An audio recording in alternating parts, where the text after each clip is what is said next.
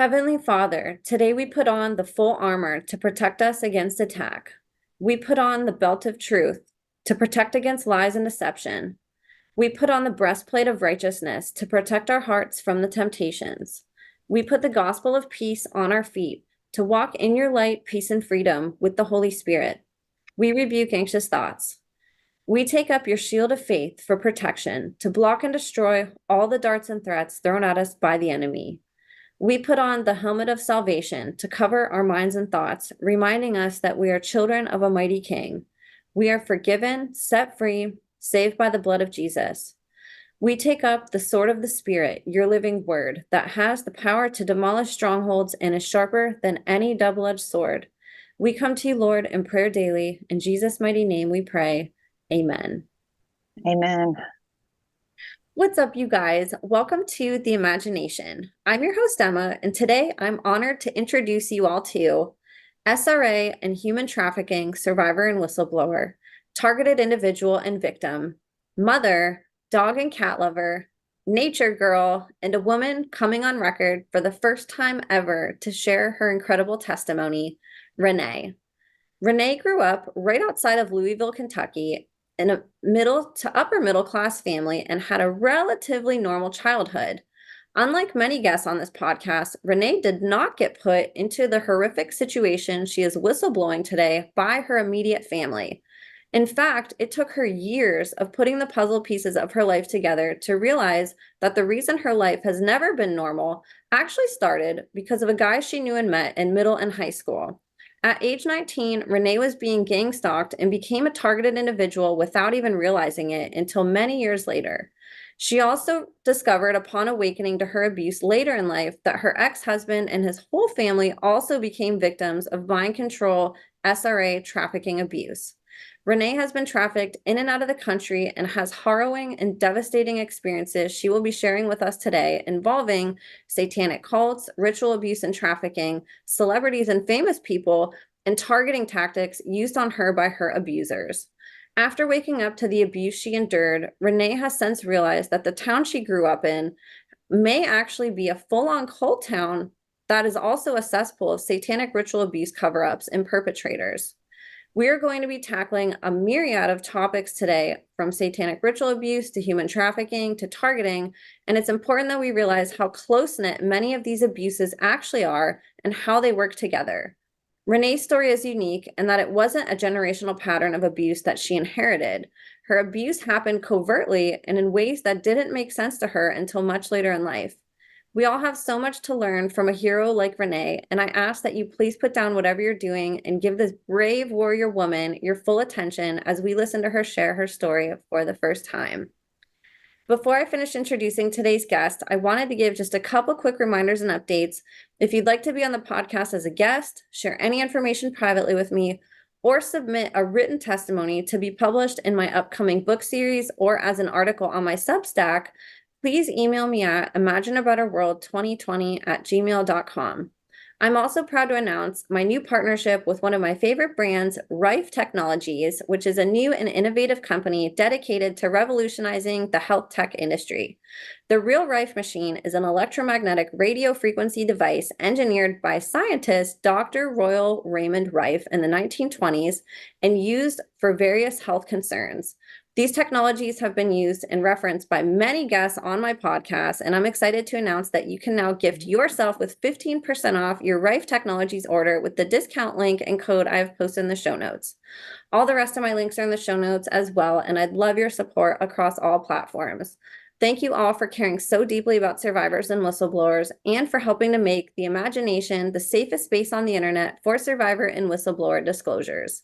So you guys, without further ado, please help me in welcoming this week's guest of honor, voice for the voiceless, walking miracle, survivor and overcomer, anti-human trafficking and anti-targeting advocate, fierce mama bear, and a whistleblower who is becoming a force to be reckoned with, Renee. Renee, thank you so much for being here with me today. Thank you for having me. Thank you so much for having me. It is an absolute honor. I know these things are really hard to talk about, and it's not something that any whistleblower that I've met has willingly come forth about because of any personal gain. In fact, it puts people at risk. And your story is ongoing. It's still happening today, which we'll talk about later on. But what I thought was really fascinating about your story is that you've endured things that a lot of the guests on my podcast have, but it wasn't inherited generationally through your family. Your childhood was very different than many who have been on this show, and I think it's important that we realize that the brevity of this is that it expands way beyond generational abuse, and that this stuff can really happen to anybody, and especially these days with all the technology and the ways that people have to access other humans. I think it's really important to talk about stories like yours that can help us understand better ways that we could be targeted and not even realize it, and maybe there's people on the other end who are being targeted and don't realize it, that your story can help. So thank you so much for standing up to share your story. I know that this is your first time, and I know it's going to have an incredible impact on the audience. So I thought we'd start by going back in time, and talking about a little bit about your family that you were born into and what your childhood was like before these events started happening to you. So, so I did have a really good childhood. My parents were always, planning vacations every summer. We would travel in the summer, and we had great Christmases, and it was just a really loving family. Um, outside riding bikes with the neighbors. There wasn't any violence. There wasn't any abuse. It was a good childhood. I don't have anything bad to say about it. Um, so I guess what I'm going to do, I'm going to jump ahead. Um, so I had two brothers and a sister, by the way. I wasn't the only child. Um, so I'm going to jump ahead to like middle school and my middle school and I guess high school years. I grew up in Oldham County, which is like literally like 2 minutes from Louisville. So like you go out of the neighborhood and then boom, you're in Louisville. So, but Oldham County itself at the time, I feel like it's grown a lot since then, but a lot of people will call it a small town. They're known for having good schools, so they say. So a lot of people will want to move there to put their kids in their school system. Um, so there was a group of people, I would say like my best friends that I hung around in middle school and even high school, it was just like a group of us. It was two guys and a girl, and we did all kinds of things together. This part's really hard to explain this. I'm having trouble with this. So anyway, one of the guys in the group, I ended up dating him when I was 19. Okay. Not very long. Not long at all. Like, I don't know, I want to say like a month. Okay.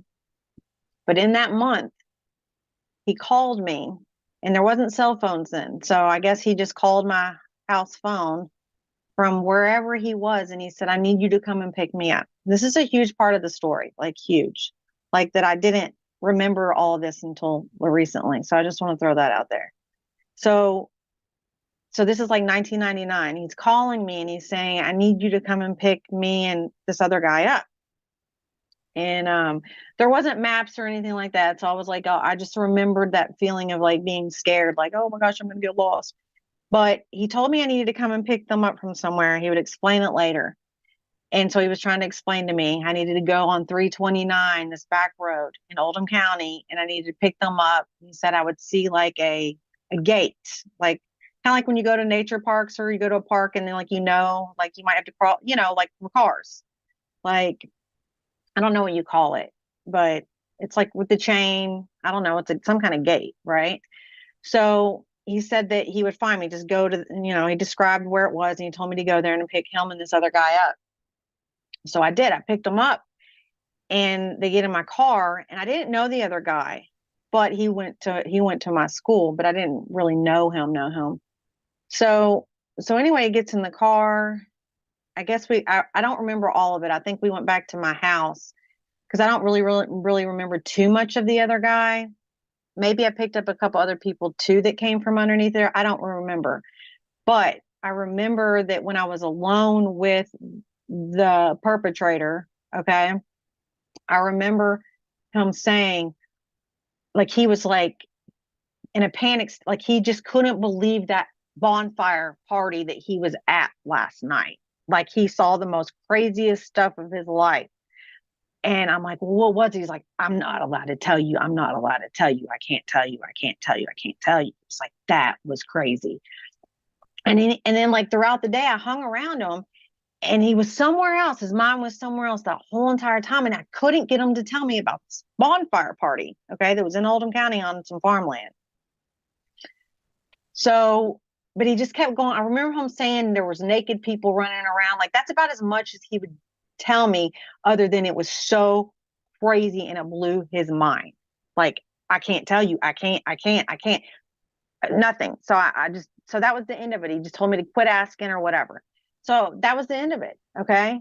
But it Did took he me seem all, did he seem like scared or like kind of excited or what was his he seemed excited, scared, shocked, like, I was getting mad because I wanted to know. I wanted to know, what did he see? I was just like, what was it? Like he had me so like interested. Like I have to know. And the look on their faces when they came from underneath, like they crawled up underneath of that gate. I still like can picture that, like him and that guy.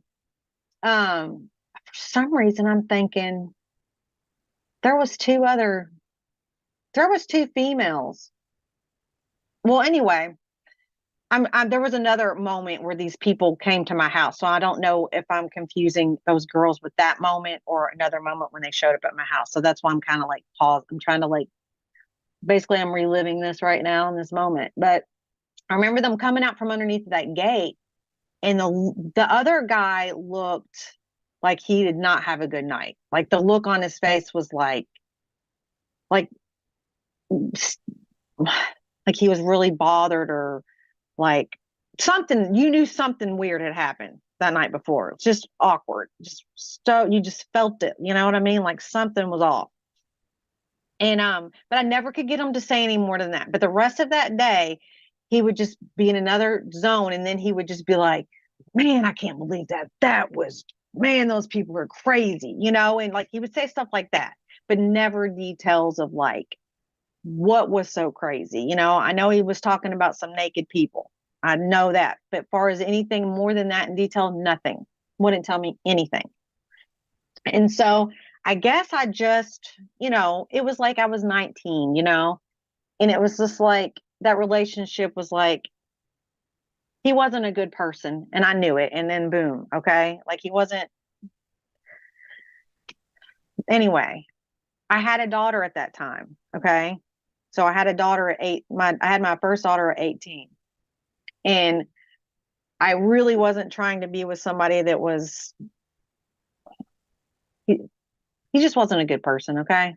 Like I don't know what else to say. He wasn't, I knew it then. I didn't know he was what he ended up being, but just not a good guy. And I think what had ended up happening is he got really wrapped up in the satanic cult stuff. And, you know, that's, you know, even if you took that out of it, he wasn't a good person. You know what I mean? Like it wasn't like, he just wasn't good for me regardless. So, so anyway, he really, really was into me though. Let me go back. Like he really, really, really, he wanted to date me he had the biggest crush on me all those years when we were friends. Okay. And I didn't realize what an obsession it was, but it was an obsession. Okay. Because he contacted me back in I want to say 2021 or 2020.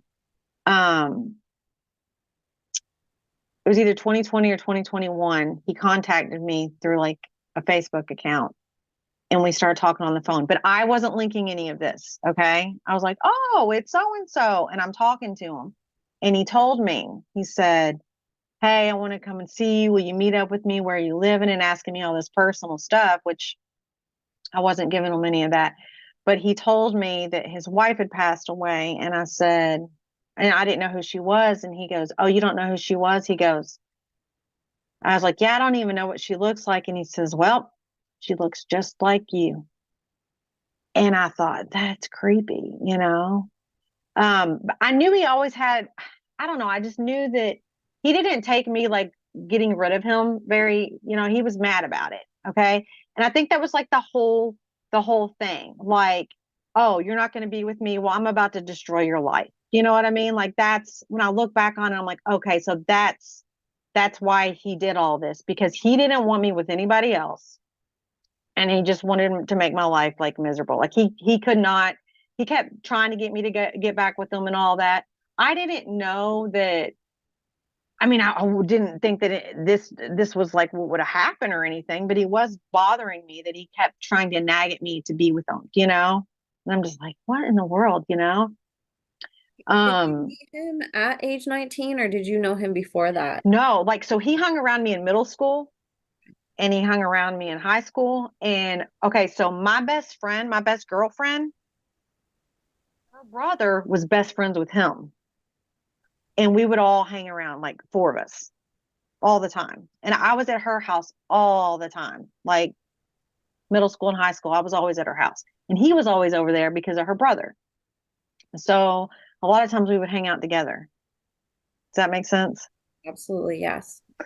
So we would just, so I don't know. I mean, I always knew he had a crush on me, just like when we were like, you know, middle school or whatever, just because he would say things to me. But I didn't think anything of it, you know, it was just like puppy love, like, you know, like, you know, you knew it, but you didn't, it wasn't like, you just didn't think anything. I didn't think anything of it really, you know, like, so I knew he had a huge crush on me, you know, and he would always say that.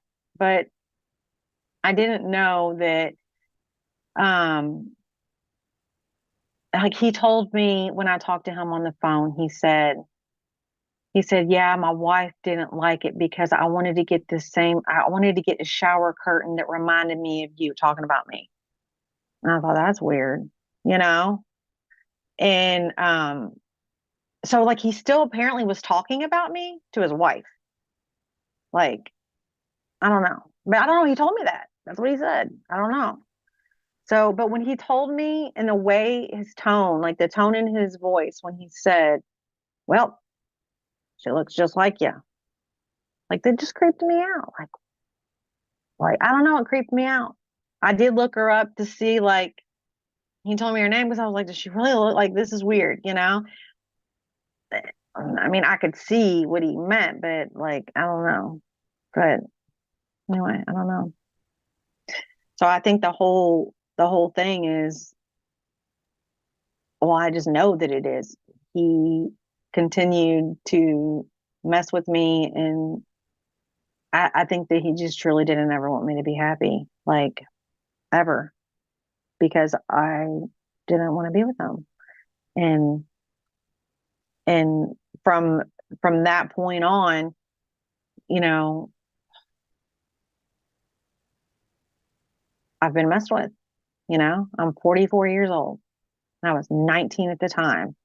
And, you know, it took me a long time to like look back on like just, you know, being messed with, even from just like stupid things or like people like yelling out of their car window or laughing at me and pointing at me, like that kind of thing that went on for years. You know what I mean? Like just stupid things like that that people wouldn't think, oh, someone's messing with me. But when it keeps happening, you know, there's just like certain things. So like you don't, I don't know. So I'm trying to think like where I can, how I should like go back from like, so all of these years I didn't know that it was him. Okay. Let me ask you this. Was there anything, because that's obviously, something that you can look back now and see sort of a trail of like, oh, okay, so I met this guy back then and he sort of followed Mm-hmm. me in my life and I didn't really realize it. I ended up dating Mm-hmm. him whenever I was much older than when I met him. A lot of things make sense in hindsight, and maybe you don't have all the answers as to why things happened, but is there anything Mm-hmm. else from your childhood, middle school, high school, elementary school years that now looking back is obscure in any way, even if it's something that you don't have an answer for? I mean, I don't really know.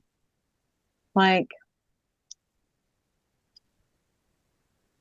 I mean, like sometimes I'll be like, did it really, was I like being targeted before that? I don't like my mind does go there too. Like, was I already being targeted by somebody else? And then, Yeah. like that goes, like my mind goes there too. I will say this about my childhood, and I even talked to my mom about this because my mom, she's aware of things, but not aware of things. Like I said, this is like I'm like selling everything right now, but I asked my mom about my grandmother, okay, which her mom. Growing up, whenever we would go to my grandmother's house, now my grandpa was in the military. Her dad was in the military, but I remember we all know this. Everyone in the family knows this. That when you went to my grandma's house, she didn't want strangers in there. She never wanted anybody. It took her a long time before she would even let my husband in. She was like, people aren't good, people are bad. Like I don't trust people. People are out to do things, bad things, like she was just real weird about like who is it just like mom, I'm like, why does she not let people in her house? Like I don't want people in my house now, is all I'm saying. Like I've gotten to the point where I'm just like, okay, I don't want people in my house.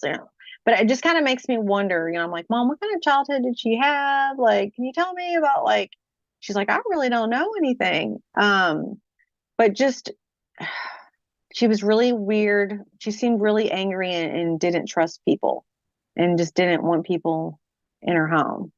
And, I don't know. I've became that way once I realized how you can't trust people.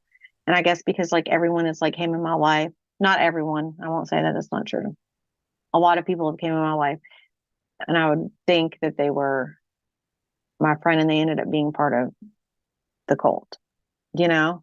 It's like Yeah. they were set up. I was like set up, like, to like whether it was at work or wherever, like now like stuff like really stands out to me. So it's really easy for me to just like, like, I don't know. You Am can I look. just blabbing? No, you're not. I think that's important because that's not usually like a normal reaction for somebody who, let's just say, has nothing to worry about or like lives kind of a carefree, good life. People that live that way aren't usually paranoid or um and I'm not categorizing everybody. I know some people are like just natural introverts and like really don't want to be around people, but it sounds like she had sort of like a level of almost paranoia versus like being antisocial. It was kind of her weariness for people. So No. I that mean, it could have nothing to do. It could have been just, maybe someone broke in her house at one point and she's just, who knows? It could have been anything. But then like when you live like how I'm living or I have lived, you look at things so differently and you can't undo that.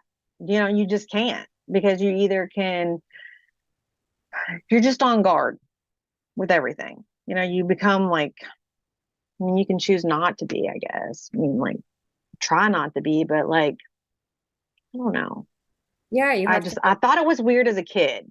I'm just gonna say that. When I was a kid, I'm like, oh, so weird. Grand's like that. Like, I don't know. I don't know. totally. And you had mentioned that this district that you grew up in was really well known for the school systems. Um, Yes. could you talk a little bit about was there like gifted and talented programs? Was that part of anything with your story? Were they in your school? Did you have friends in them? Was that in any way affiliated with you? Okay, so they had the gifted and talented programs, and for whatever reason, I always thought this was weird. Never asked about it, but I was in the classrooms where the gifted and talented, I was in those rooms with the people, but I wasn't one of those people. And it was me and a few other people that were in there. So I don't know why, but yeah, I don't know why. Did you have or I should say, do you remember what they were doing? Do you have full memories? A lot of people who were in those classrooms come out later on in life and they say, I don't remember anything that happened. Do you remember? All all I remember is like slouching in a chair and like looking at another person that wasn't really gifted. Like that's all I really remember, and feeling uncomfortable. Like that's all I can remember. Like I don't that's all I remember. I don't know. Like I didn't think anything of it. Like I know you asked about it, but I don't that's all I can say about it. I don't know. That's so bizarre Like that they put you in the same classroom when it wasn't the classroom that you passed tests to get into, you know? like for some reason, like I don't even know if you I mean I guess I mean I guess I remember taking all those tests all the time, but like everyone took them. Like everyone took the test, and then certain people would be in this classroom because that, like I remember taking tests. I've always been horrible at taking tests. Like that's, like I knew I wasn't going to actually be in there, but I was in there, like, I don't know. That's really fascinating. And you said there was more than it wasn't just you. There was a group of I don't want to say I, non-gifted. All children are gifted, but there were children that weren't part of this I program want to, sitting in the yeah, I class. want to say like, I mean, it wasn't a lot. I mean, I don't think there was any more than six of us that were in there that shouldn't have been in there. And I don't even know if the other kids knew that we were. I don't even know. I don't even know. Maybe they thought we were just like them. I don't know. I don't know. Interesting. Well, it could be a piece of the puzzle, maybe not. But I don't that's a know. good thing to just kind of throw out there since it's not something that I would say is a typical experience of somebody not in those programs, you know? So Yeah. maybe somebody else had that experience on the other side of the screen and can corroborate, or, maybe there's something that we're missing that somebody can help fill in. So thank you for sharing that. Hmm. And so I would say your childhood, like you said, was relatively normal, but you can look back and see maybe a couple things that were kind of like, huh, that's kind of interesting, or I don't really know why this happened. Like with your grandmother and with the gifted, talented. So otherwise, was everything else for the most part pretty normal looking back? Was there anything else that stands out to you at all in those formative years? Mm, I mean, not really. Um, I mean, no, I mean, nothing. No, I don't. I think that it really, let's see. So my husband, um, well, my ex-husband, uh, so we started dating when my oldest daughter was 2.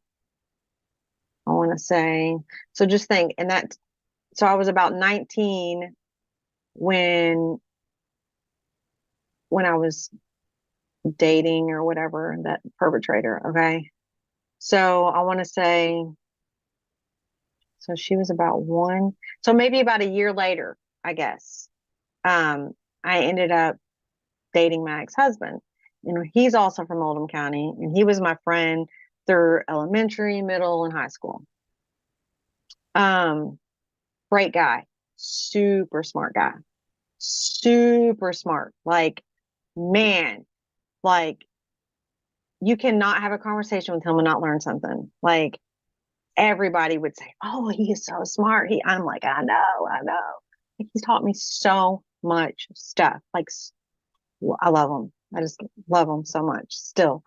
Um, so we ended up having a son together in 2001, and we got married, and we got a house in Oldham County. So we wanted our kids to go to good schools, Emma. So we got a house in Oldham County, and then my daughter started kindergarten there, and my son went to preschool there and some elementary school there. Well, when we moved to Oldham County, because we moved out of Oldham County for a little while when we got I don't know, I guess when we were 20, but we were still in Louisville. We were still close. But weird things were happening then. Okay. Um,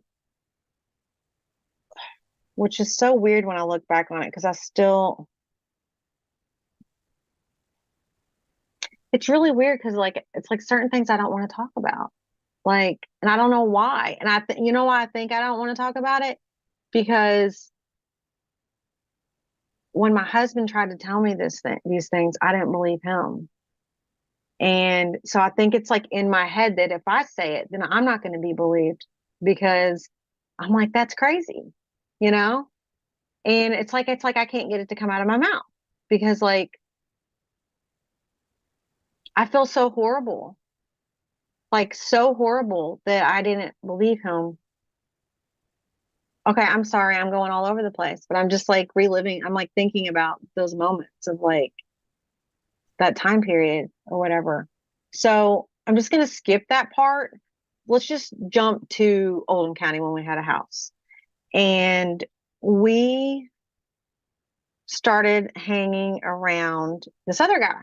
Okay, people in Oldham County are real, like everyone knows everybody for the most part. Okay. Even if you don't know the person, you know the name almost, kind of. You know what I mean? Like it's just like that. So my brother was over at the house visiting, and his friend came over, okay, that also went to school with us. Well, him and my husband started talking and just, well, he became like our new best friend. And we started hanging around him all the time. And he was at our house the time, all the time. Dinner, sleepover, whatever, go to concerts together. It's always around. Well, he ended up being my handler. And not in that time period, okay? But he did. And so he became a really good friend. So we thought, okay. I mean, we were at his house, he was at our house, we were together with our kids all the time, okay? Well,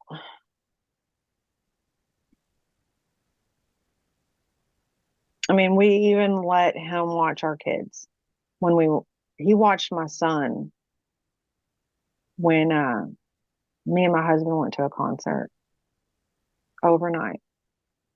And because we thought he was our best friend, you know? We really thought that. He really, really had us. We really believed it. We really did. Um, but here's the thing, like,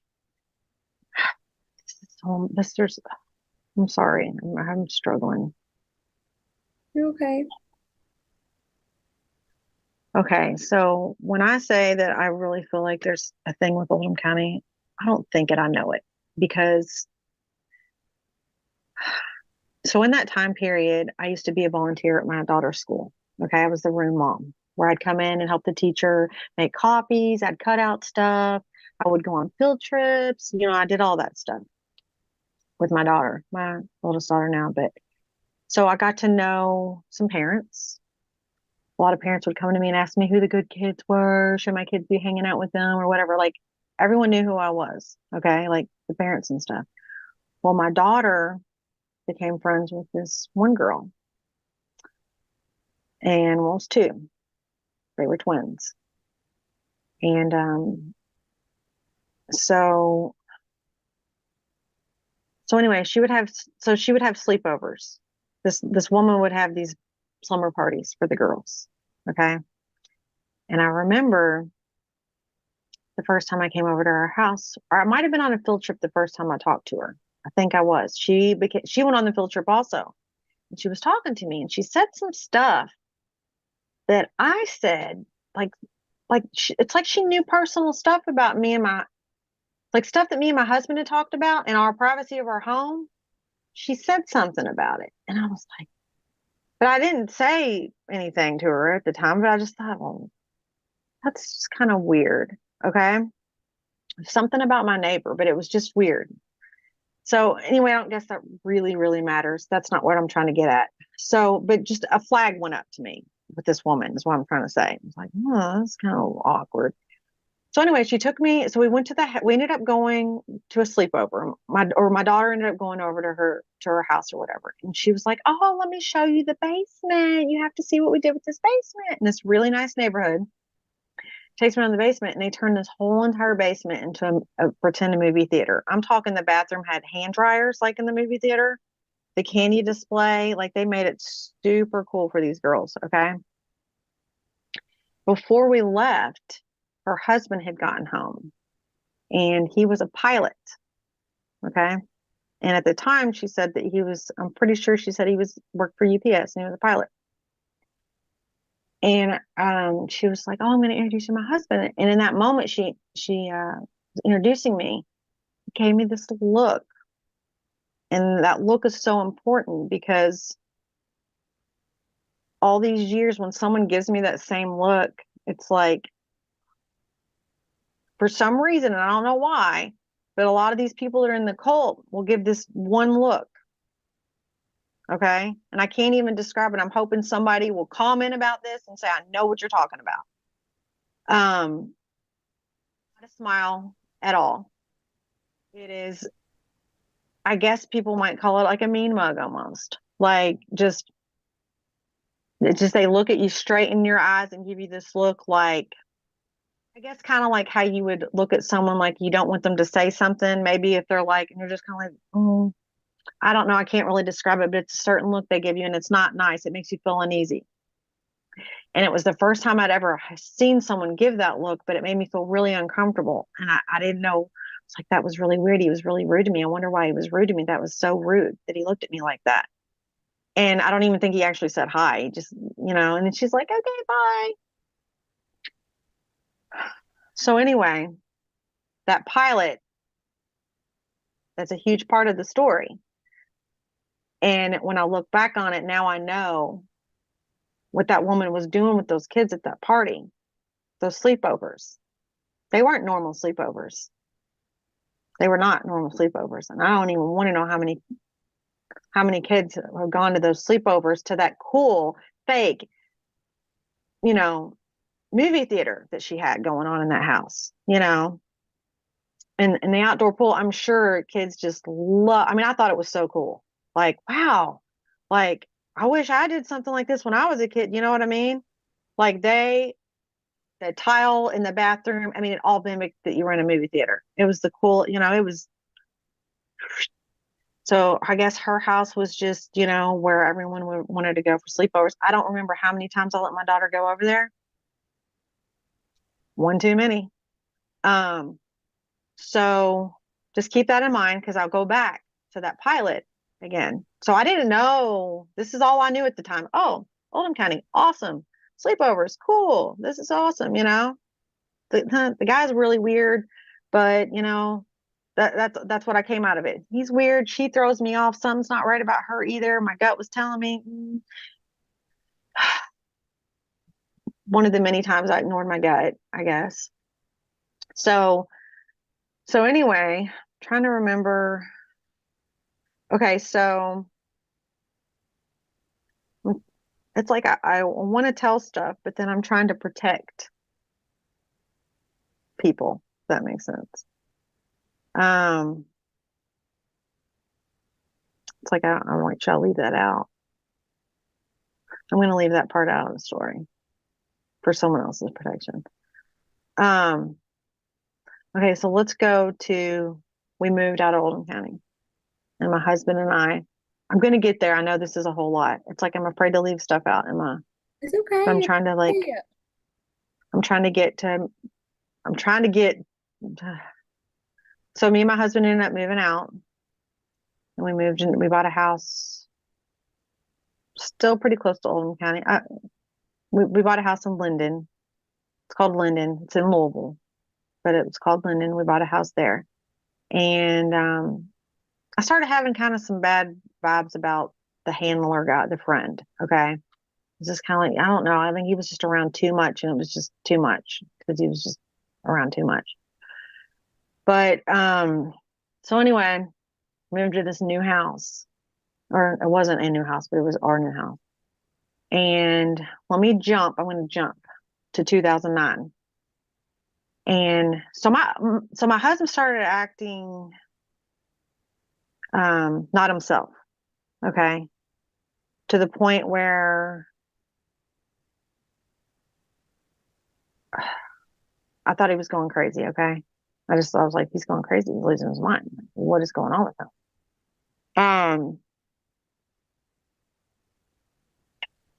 He ended up he had me take him to a mental hospital because he's like, I'm going to hurt myself.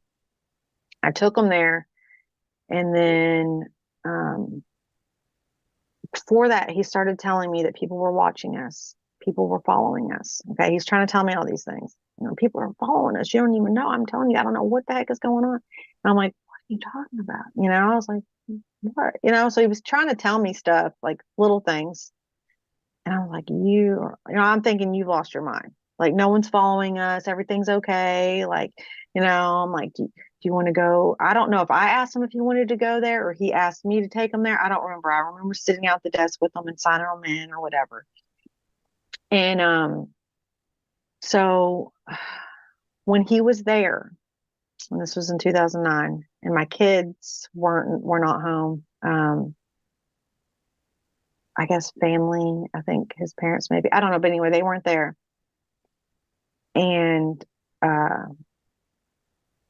that night, I'm going to cut some of it. I don't want to tell. Okay, I'm not going to go into full detail on this just because I don't want to relive all that. I don't know. I just don't want to do it. Okay, to the point. I was raped, sodomized, drugged, all kinds of stuff that night. Okay. One of the people were my neighbor. One of them was the neighbor that lived a few houses over. Matter of fact, my son played with his son. They were like best friends. Okay. Like we had probably lived there had we even lived in that house in a year when that happened? We bought the house in 2006 in November. So 2009. So some time had passed. My husband seemed not all there for a while. Okay. And he was a part of it. And whatever drug, I had drank some wine that was in my fridge that night. And the next thing you know, well, my dog started barking. Okay. I remember crawling to my bed. I'm like, what is going on? I was like, can I just get to the bed? Just get me to the bed. Because I knew I was going to black out. I didn't know what was happening. Well, that was drug. They had been in the house. So my dog starts barking in the middle of it all and like viciously. I heard that and I awakened, but I was paralyzed from the drugs, but I could look up. My head was sideways, so I could see, from where my head was, I could see that neighbor right there. And I cussed him out. I said, F you. And I said his name. Barely could get it out of my mouth. He ordered this other guy to get behind me and to do what he was going to do to me. And another guy came out from my mud room and shot me up with some kind of drugs with a needle. Okay. I don't know what it was, but so there started my whole PTSD thing. Okay. So there were several people there. Like it was like a big, like it was, there was a lot. I don't know who the other people, I don't know who they were. I know who one guy was. Maybe I knew some of the other people. I don't know because I went back out again right after that, whatever they shot me up with. I don't know. But like, so when my husband comes back, he put the pieces together, but my brain couldn't do that yet because I was in denial of it. I took that memory that I just told you and turned that into that was just a nightmare. That wasn't real. Even though I was hurting, like I was messed up really bad after that, all of the stuff that they did to me. But like me and my husband's everything he just lost it. He knew what happened and I was in denial of it.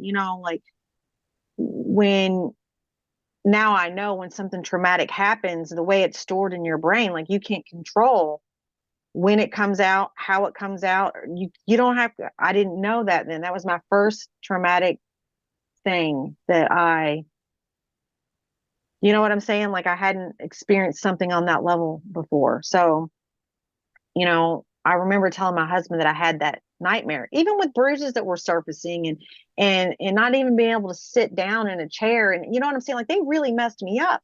My brain still wouldn't go there that really happened, you know? But my husband, when Ted came home and he saw me getting out of the shower, like he was like, "What did they do to you?" And I'm just like, "What are you talking?" Like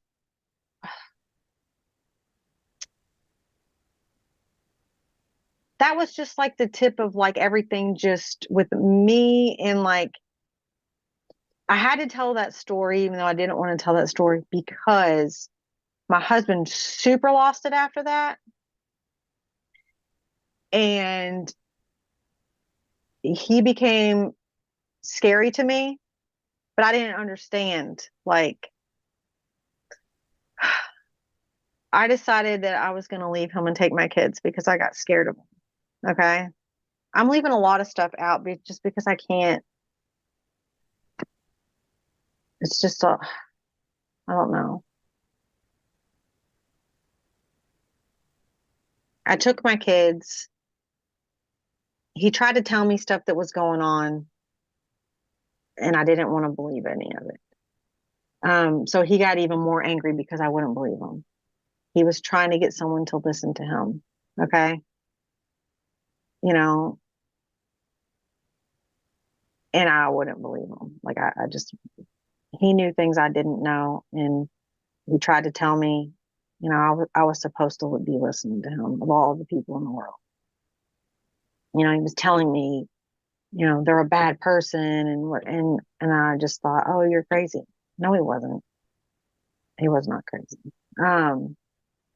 But he was so frustrated that couldn't no one believed he wasn't believed. Okay.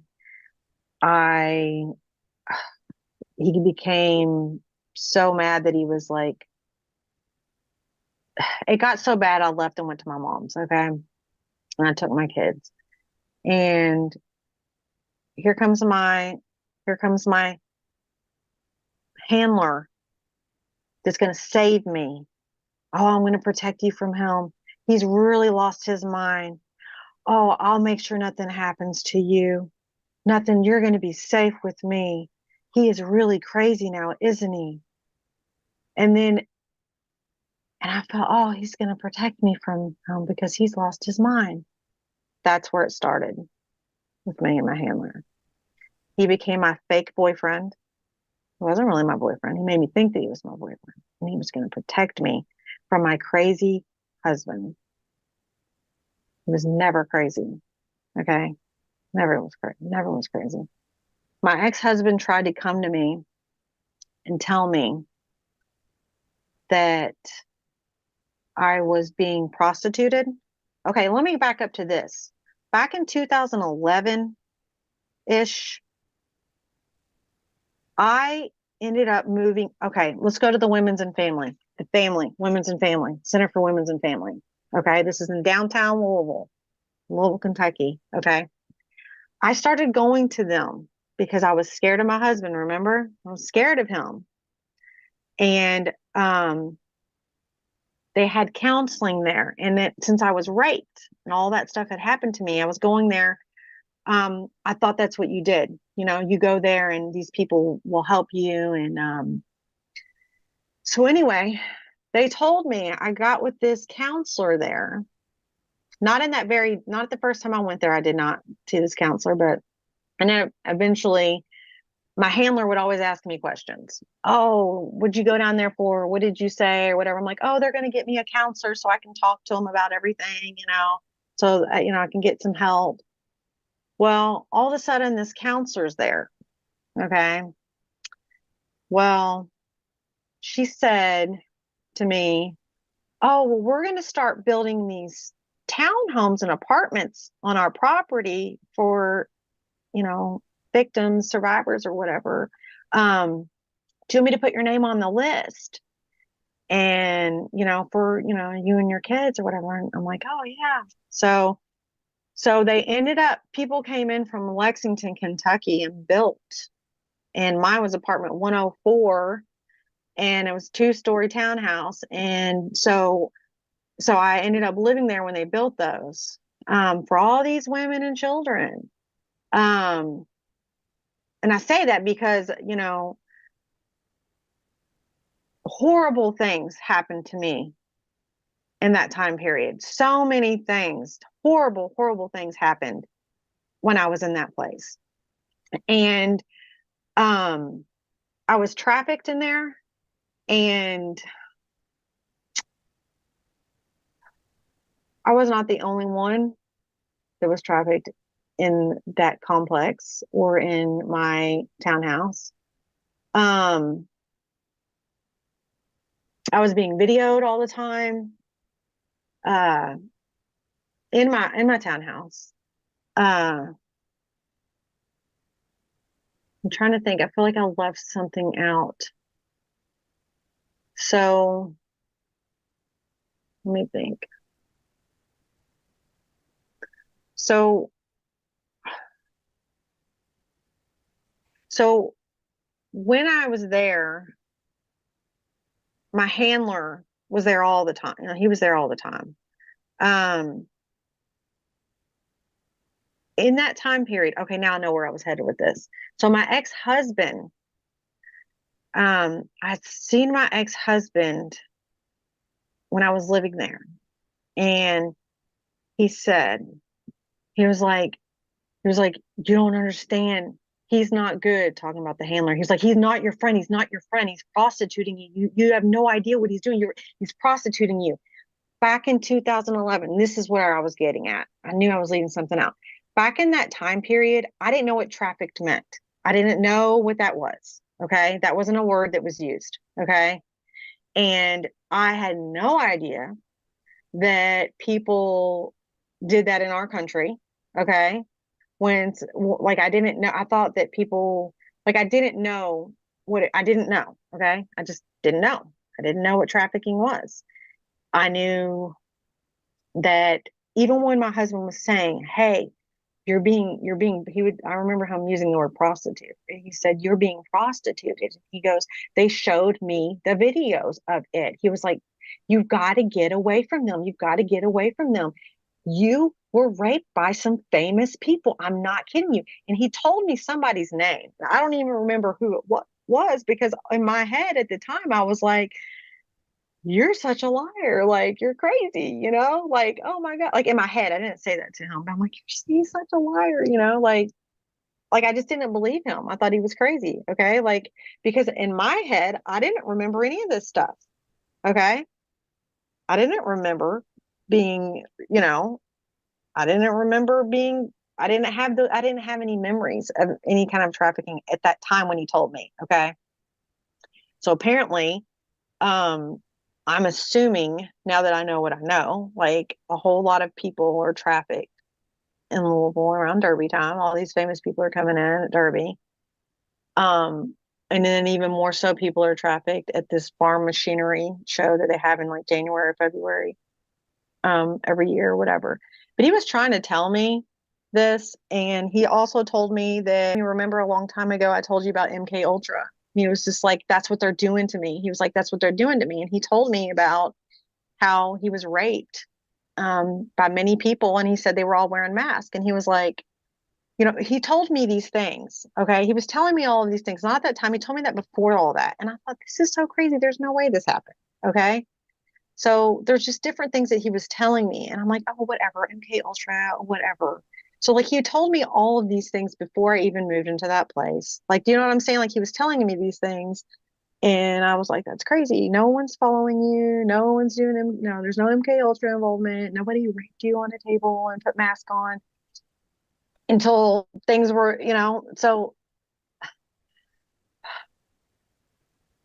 so I knew that when I started knowing when things were happening to me, I knew no one was ever going to believe me, because I did not believe him. Does this make sense? Absolutely. And then in the Like, meantime, you have this handler coming, and then this is the guy that was sort of grooming you guys for a long time and spent a lot of time at your home, right? Oh yeah. Oh yeah. For years. For Yeah. years. For years. Like, but like I remember like when I finally started like piecing, I don't know, I mean, this has just been years of stuff, but I just remember,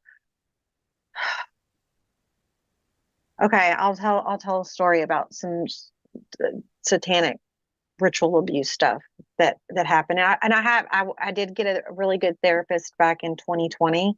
Just want to throw that in there. Um, and she's the one that helped me. She's the one that told me it was SRA. I didn't even know what that was. Like I didn't know that that's what that abuse was called. I didn't know that. And she's the one that like helped me. Um, she helped me so much. With just being able to just, I just had to tell her like this happened. Why did people do this? And then she had to do a little bit of investigation. And then the next week I saw her, she sat me down and said, "This is satanic ritual abuse." And I was like, "What?" Um, because that's how I didn't know. I knew these things were happening. So, so here's one of my memories that I have. And me and my handler, and here's the thing, I don't know how I got to this place. Don't have memory of that. Don't have any memory of how I got to this ceremony is what I call it. I don't know how I got there. I don't know how I got home. I can tell you bits of it and more than one, but I remember one time I was at um it was outside. Everyone was wearing the black like hoods over their head and like the gowns or whatever. And I was wearing one. And one of the times I was wearing one and I was standing next to the handler and I remember that my handler looking up at me and being like, "You look so cute in that." And I remember just looking around. That's one of my memories, just that part right there. Okay. Like I can still just like, so I feel like that was probably my first time ever wearing it. I don't know if I wore it again after that. I don't know, but I just feel like just from just that memory, it must have been like an early memory of being at like a ceremony because all of these people were wearing the same thing. Okay. Um,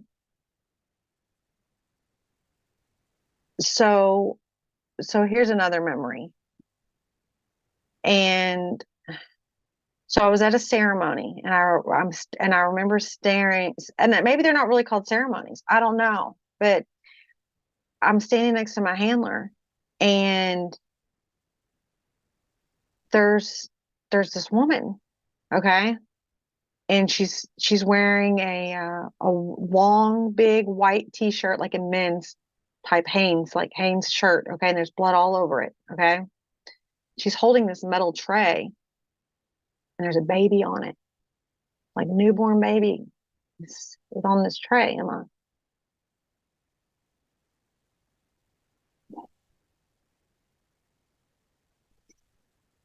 It's just so messed up. But I'm tired of being quiet about this stuff. I'm not going to be quiet about it. Just not. Just not going to do it.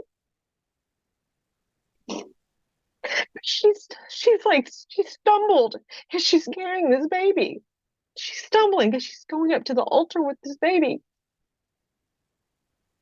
This baby's she just you know you knew she just gave birth to this baby, okay? And the look on her face, I can't get it out of my head. And you could tell that like she was not in a normal state. This girl was not in a normal state. Like I don't know if she just wasn't. She did not willingly do this, is what I'm trying to say. She was not willingly doing this. She wasn't. I could just the look, just she wasn't. And that baby went up to that altar, and she even stumbled on something, and the baby almost came off of the tray that she was carrying. And I remember looking at the handler, and I was like, why is she doing this? Why is she doing this? Because I didn't understand what I know now. Like, you know what I'm saying? All these different pieces along the way and like, and whatever. But I remember asking him, why would she do this?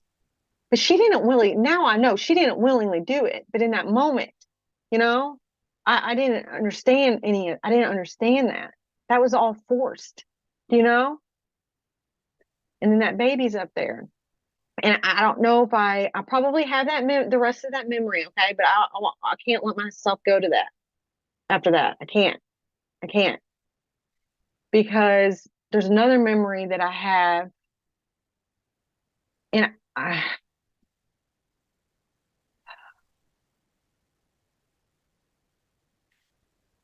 another time that I'm there, okay? I'm naked at the altar, okay? And I don't know why I'm naked. I don't know why I'm standing there naked. Everyone else wasn't, okay? But I was. I don't know why. Why did they have me naked? I don't know, but I'm standing there naked. And my handler's in this memory too. He's standing, he's standing close enough to me, like I know he's there. And there's this other guy, and I don't know his name. He's like, I'm gonna just call him the head guy. I don't know what you call him. I don't know. And he's got a knife. And he is cutting into he's cutting into he's cutting into something. I was like, I can't even say stuff.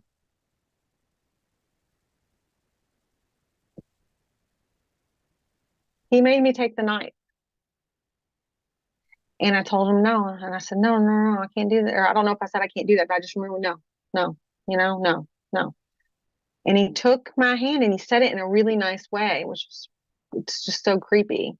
But he was just like, oh no, it's so like he tried to talk to me like I was a kid almost.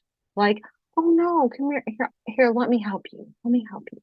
And he put my hand with the knife, and then he put his hand over my hand to cut. Okay. And then he wanted me to eat it. And of course I'm like, no, I'm just no to that. And he says, oh, here, I'll do it first. And so he did. And then I did. And I don't know what drugs, what all drugs that they have given me over the time. I don't know. I know there was a lot of hypnotism, a lot of hypnotism that's been done.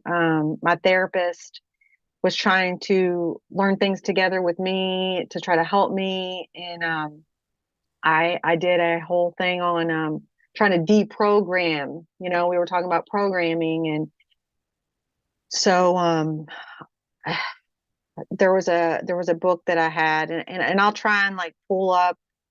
I'll have to like. So one of the books, I wish I could think of the name of it. I looked through it. This has been some years ago now, but it was talking about how if you're programmed, one way to deprogram was to think of a lot of words that maybe could be used and to read the definition, so that if that word comes up, that you'll think of the definition and not the program, like how it was used being programmed. Does that make sense? Um, Yeah, like a trigger word. You could, yes. yeah. So if you're going to try to turn that trigger word into really just you knowing the definition of the word instead of it being a trigger word, I guess. So like, so, so I'm confused at how all of this actually works exactly, but I know that several times I've disappeared in the night. Okay. And I've been at these ritual things, and, and then, you know what I'm saying? Like, we didn't know, how much of it's programming, how much of it's, you know, I, I'm not an expert with that. I can just tell you these things happened, and you know, I can't. I don't know. Do just there's so many things. There's so many things. I was being trafficked in the women's and families place. So like a lot of that satanic ritual stuff was I was being was happening in the time period of me living there. Um, Upstairs in that 104 in that window right up at that top was they were filming me in porn with minors. Matter of fact, one of the neighbors that lived over there, I don't know what her age was, but she definitely was in school still. And she was in one of the porn videos, and they had actual real freaking um movie, like big old freaking light. I remember telling them to get the light off of me. It was too bright. And I remember even trying to refuse to do things that they were telling me to do in these videos. Like I have the memories of this stuff. And I even have a memory of my handler laughing because I said some guy was so hairy. Like, you know what I'm saying? It's weird how I remember just certain bits and pieces. And then it's just like, I don't remember you know what I mean? There was a lot of people. There was a lot of porn being filmed in there. I was in strip clubs, um, and so many times you would see cars in this parking lot from all these out-of-staters.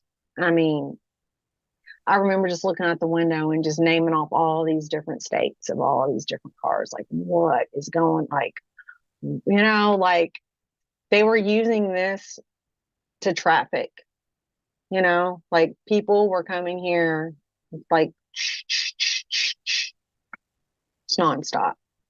Um, the counselor that I ended up going to wasn't a real counselor. Um, Wish I could remember details of some of this stuff. Um, it's like I don't want to say it if I can't remember the whole entire thing because then it just looks kind of like, put it this way, a lot of those people that were in there at that time weren't in there to help people. They were a part of all of this. There, how about that? I think that's like an easier way to say it. Um, a lot of those people that were volunteering, all you got to do is go in there and say, oh, I'd like to volunteer. Oh, you're a volunteer for the women's and family. But they weren't really, they weren't really, they weren't really trying to help anybody there. There used to be a grocery store right across the street. Like you could literally walk right there. It's not there anymore. But I remember I went through the checkout line. I was there like every day, pretty much. And I went through this checkout line one time, and this girl goes, "I know what's happening over there across the street." And I was like, "What are you talking about?" She goes, "I stay at the Women's and Family." She's like, "I know where you live at. You live in the building right across from me." She goes, "I see what happens in there every single night. Girl, I know what's happening over there in that building." And I go, "What are you talking about?" And she's like, "I can't talk about it right now. I'll talk to you about it later." She's like, "I'll talk to you about it some other time," or something like that. I think she told me to come back in there when she was on break. I can't remember what it was, but I came back and I told the handler, I was like, "Oh, yeah, I'm about ready to find out what's really going on. And he's like, "What are you talking about?" And I was like, "Oh, yeah, this girl over there, she's going to tell me everything that's been happening in here." And he knew that I knew stuff was happening. It wasn't like I knew stuff was happening. I just knew I kept getting drugged and I kept having, you know what I'm saying? Like I knew stuff was happening. It's not like, you know, like I knew at that point, I knew he wasn't really my boyfriend, but like I couldn't get away from him, if that makes any sense.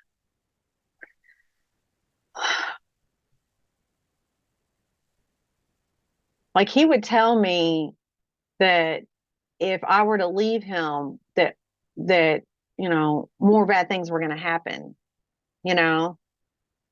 But at the same time, like I cared about him. And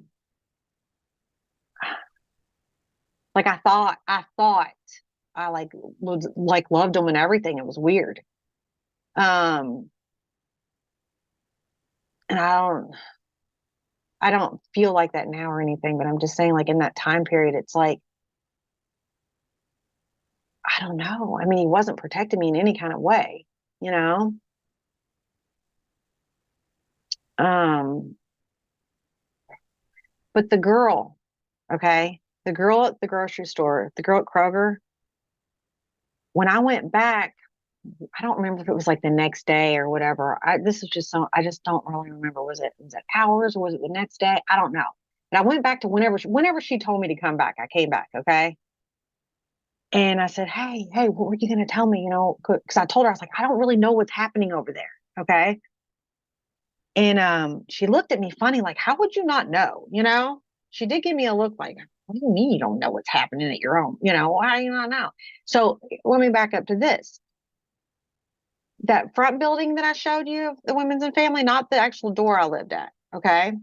The other picture that you showed. Okay.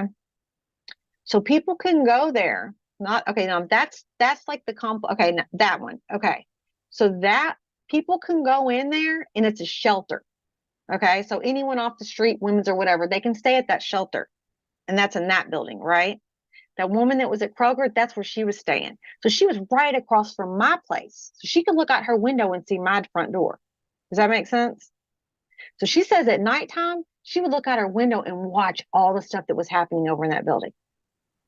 That's what she was trying to tell me. So she's in there watching everything happen over at my building, right? And she was mad. She was mad. So the thing is, I don't know if she was thinking, oh, you know, you were prostituting over there. How dare you? Because she was mad. All I can say is she was mad about it. And then she looked puzzled when I was like, what are you talking about? You know? And so when I went back to talk to her, for her to tell me what's going on, because I've been drugged so much and, you know, whatever, that everything's so just, you know, just a mess. Then when I went to talk to her, she was like, oh, I don't know what you're talking about. So she was hushed. So in that time period, the handler made sure that she didn't tell me anything. And so, and you just saw fear on her face when she said it. Like she was terrified. Like you could tell, like I had to do the like, okay, I get it. You know, okay, I get it. I just had to walk off. And I was like, man, why did I tell him? You know, I was mad at myself. I'm like, why did I even tell him that I was about to find out like what she knew, you know? And because I don't know, I remember when I would remember certain things of like, you know, being raped and trafficked or whatever. And I remember when I would tell the handler certain stuff. And then I remember one time his face just looked real shocked because he didn't think that I was going to remember something, you know? And I remembered it. And I remember his face and he was like, I remember him looking really mad, but then he gave a look of like, okay, we'll see about that next time. Like it's almost like it got harder to remember stuff. Like, and I don't know for whatever reason, it's just like it was like a period of time where like it was easier to remember things that had happened. And then it's like a long time would go and like I knew things were happening, but I couldn't remember it. So I don't know what happened, but I knew that like I started to learn that I needed to try to be quiet because if the more I told him that I knew, it was like worse for me in some kind of way, you know? So I try to like be secretive about like my memories that I would have. I'm trying to think. Um, so me and another, me and me and a child, and there was two other women. I don't know who they were, but we were standing outside an airport and it wasn't, I'm pretty sure it was this Navy, it's in Sellersburg, Indiana, outside of, it's either in Sellersburg, Indiana, or it's like right outside of Sellersburg, Indiana, but it's not that far from Louisville at all. Um, but I'm pretty sure that that's the airport. But, you know, a lot of smaller planes go in there. You know, it's not like a national airport. Like a lot of smaller planes come and go there, but bigger planes can also go there and take off and whatever. But it's usually the smaller planes is like how people usually look at it. But I feel like that's probably the airport that I was at. The pilot that was standing there that was about to put me on this plane was that guy. Was remember the story I was talking about, the girl from that had the slumber parties with the movie theater and stuff? He was the one standing there. We were all standing outside and we're about to get on a plane. He was the pilot. That was the guy. And so me and my therapist were talking about this because I don't know what country it was. I could just tell her the story because I didn't know. I don't remember actually being on the plane, but we were at obviously the airport or whatever, and we were out of the country. So obviously in that moment, you know, I got on the plane and there was a boy that also was on that plane. And I don't know if there was more. I don't know. I'm just saying I know, and I'm saying this because I know who was standing there for the plane and out of the country who was there. Okay. So, you know, so I just like I explained to my therapist, like there was two different, I don't know if it was the same country or not, but there was two different places and they both had dirt roads. One had a different colored dirt to it than the other. One had more of a red, more was more of a brown. Was it the same place? I don't know if it was the same country or not. I don't know.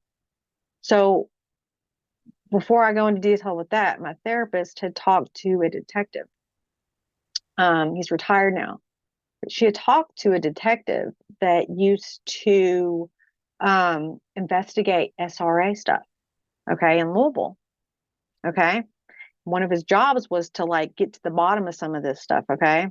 And he told my therapist, "Oh no, it's real." You know, they're like that stuff really has happened. And he was telling her some stories about some stuff that he knew.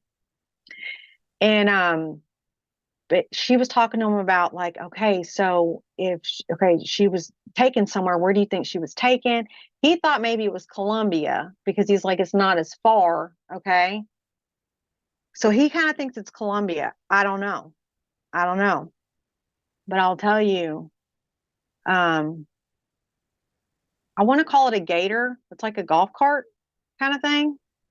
I don't know if that's what it's called for some reason. Do you know what I'm talking? Okay, it's like a golf cart kind of, but maybe bigger.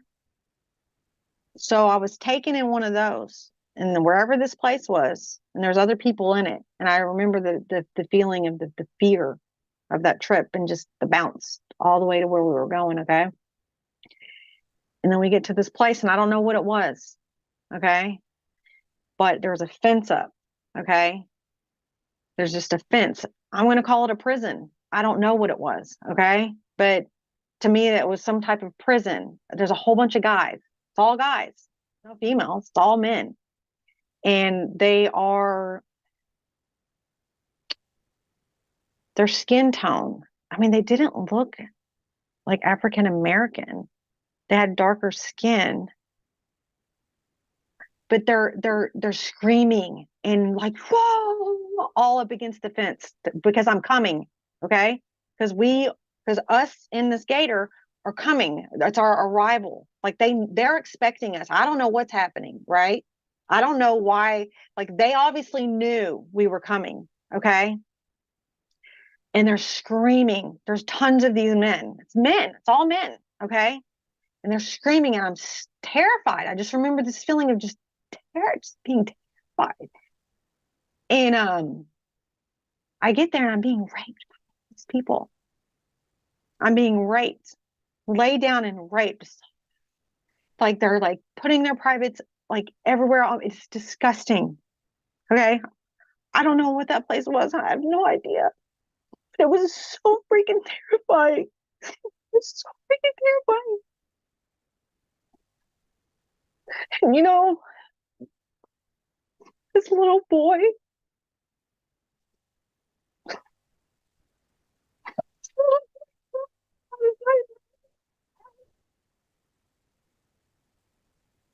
Same story. This little boy thought it was all a night. Thought it was all a nightmare. It was the worst nightmare he ever had. When it was so dirty, the place was so dirty. So, so when I'm still at the Women's and Family in that time period, and I remember waking up, and I remember my handler like nudging at me, and he said, "Hey, pretty sure we just slept for like a whole entire week, and we just woke up." I was like, what are you talking about?" "We've been sleeping for over a week." And I'm just being like so puzzled by like, so I feel like that was probably, there was a lost time all the time with him. Lost time all the time. Do you know what I mean? Like where was I at all that time? Do you know what I mean? So I feel like that time was coming back from wherever that was.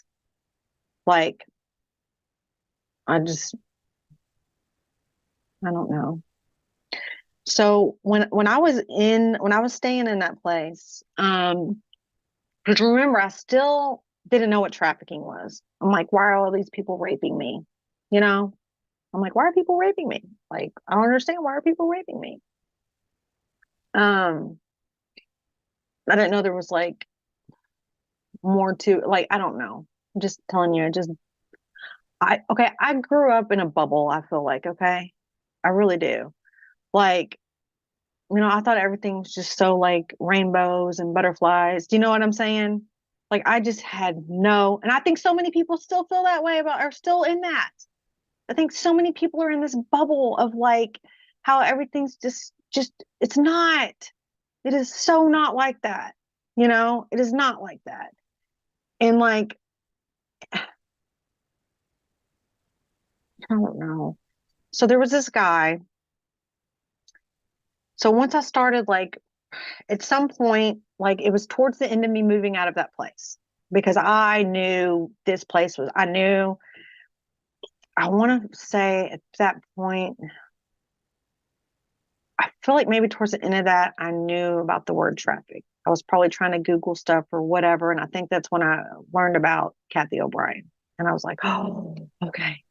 There's somebody out there. You know what I mean? Like, and that was it. There was nothing else. It was like that. And I feel like towards the end of that is when I started to like maybe get that part of it, but I still didn't know everything. And I remember going through, and remember packing up stuff and trying to move, because I just like every time things would get so bad, I'd have to go. I wanted to go. So anyway, I went to the gas station. I remember I told mom to come pick me up. They started shooting guns outside my place. And I think I made them all mad because I ruined their whole entire trafficking operation when I moved out, because all these people were being trafficked in my place. You know, I don't even want to know how many people were in and out of there being trafficked besides me. You know what I'm saying? They used my spot, all of that. And then I was leaving and they were mad. They're shooting guns, like it got crazy. Like they were trying to scare the crap out of me. And they did. And my mom came and got me, and I was just like just panicky, you know what I mean? Like just like, I don't know, I was just like kind of zoning out, and I'm just sitting in her Jeep, and I'm just sitting there.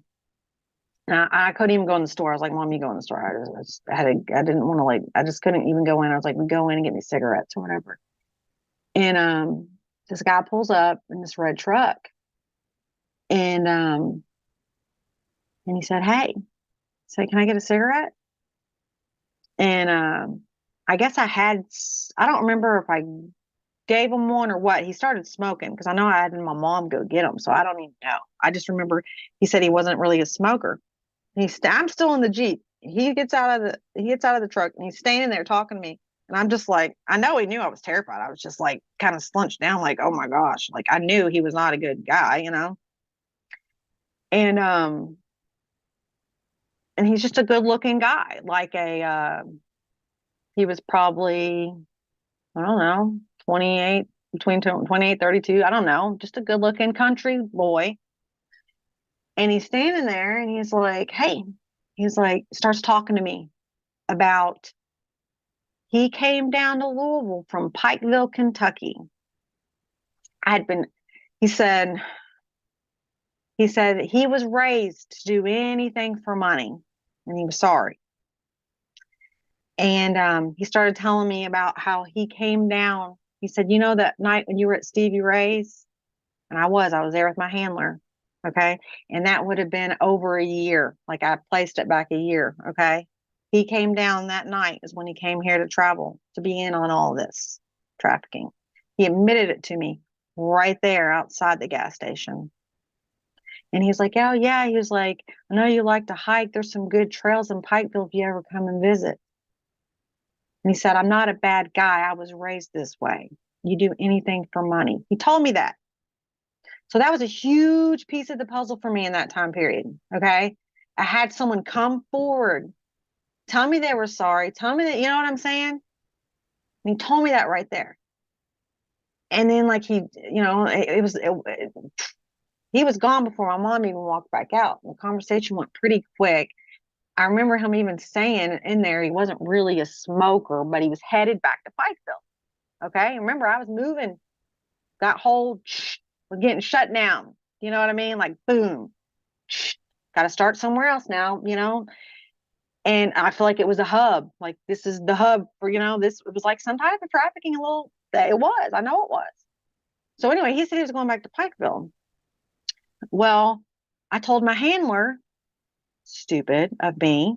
It's like I told him everything. I don't know. I told him like, I told him what had happened or whatever. And I think it's because I always was trying to get stuff out of my handler. And he did mention the Illuminati, and he talked about Freemasons. Like he did say something about his grandpa being a Freemason, and then he said something about the Illuminati. And this was back, like I didn't know anything about it.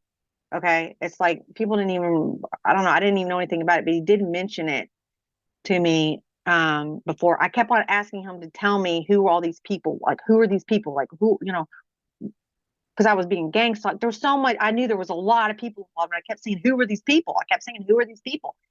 And he wouldn't tell me.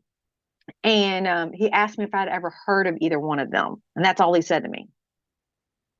Okay, he didn't say anything. He just asked me if I ever heard of it. And then he told me, I was probably breakdown and crying because I wanted him to tell me, who are these people? What is this? What is going on? You know? And he said to me, trust me, one day it's all going to be, everyone's going to know about this. He goes, trust me, watch. Because it might be a while, but everyone's going to find out. And that's what he told me. And this was back,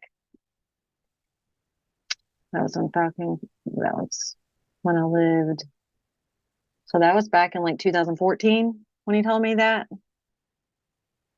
So I still didn't know that it was, you know, satanic ritual abuse stuff. I didn't know any of that stuff yet. Uh, like I moved a lot. I can tell you right now, I have lived since my youngest daughter, she's almost 6. Since I've had her, I have probably moved. I move like every year. It's like I'm gotta go. Oh, gotta go again. Oh, gotta go. You know, I'm constantly trying to protect her, you know, constantly trying to keep her safe because let me tell you what, from the very beginning of when she was born, guess who calls me? The handler. And I hadn't talked to him since I was pregnant with her. I remember him telling me towards the end, he's deceased, by the way. Like that main that handler, the main one, the best friend, and he passed away back, I don't know, maybe a year ago, maybe. I don't know. But there's more than one apparently, It's not like you just have one and then they're gone, it's all fine. No. That's apparently not a thing. But I remembered him telling me one time, he said, if you want all of these things to stop hanging around me. Because just don't hang around me. And he said it to me a bunch of times, like in the past. But when he said it that one last time that he did say it, or I guess I was just thinking back on when he said it, I guess is what it was. And it just always was kind of in my head, like, oh yeah, he keeps telling me, things will stop. So I'm like, I'm going to protect my baby, like in my head, I was thinking, I'm thinking out loud or whatever. Okay, he did say if I quit hanging around me, that this will stop, you know? So when I was pregnant, um, with my daughter's dad, okay, he passed away when I was pregnant. And I remember my handler saying to me, um,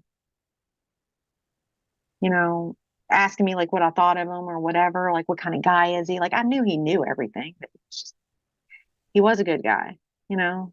He really was a good guy. And I knew him growing up. He didn't live in Oldham County, but I did know him growing up and he was a really good guy.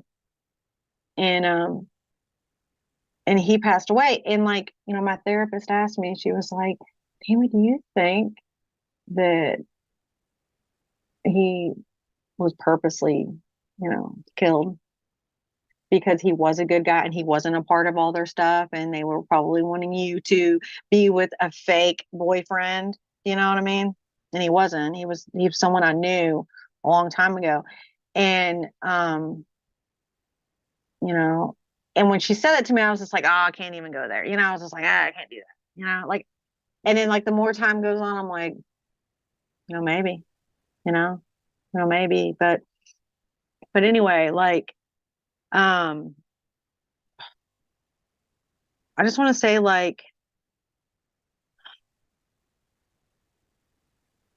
I I stayed at a place, I stayed at this Christian place and it was for, um, you know, single moms. And, you could live there and they were trying to help you with therapy and, help abused women and stuff like that. And I went to a homeless shelter um, with my daughter to just try I'm like, I've tried so many different things to like try to protect her. Okay. I went there and I'm like, okay, this isn't going to work. So this girl told me about this place while I was in there. She's like, maybe you should try this place. And that was God because I ended up at this Christian place that I'm telling you about. And they took me and my daughter in. And, we lived there for about a year and a half and I got all this therapy. And that's where I learned about the SRA, what it was called, mind control stuff. It's where I could breathe for a minute and really try to process all of these years of abuse. And, I felt safe. It took me a long time to feel safe in there because you just always feel like, just on your toes about stuff. But like, I did there was so much healing there and I found Jesus there. And that's like that's the best thing ever. Like, because I didn't even know if I believed until then. And, and now I know that that's why I'm here right now. And, like, I think, like, for every single survivor, everybody, any victim, or whether you're like, I feel like I'm a slash, I'm a victim slash survivor because it's still a part of my life. And it's a battle every single day. to not be messed with, to not be, a TI and, you know, but like I have Jesus, and like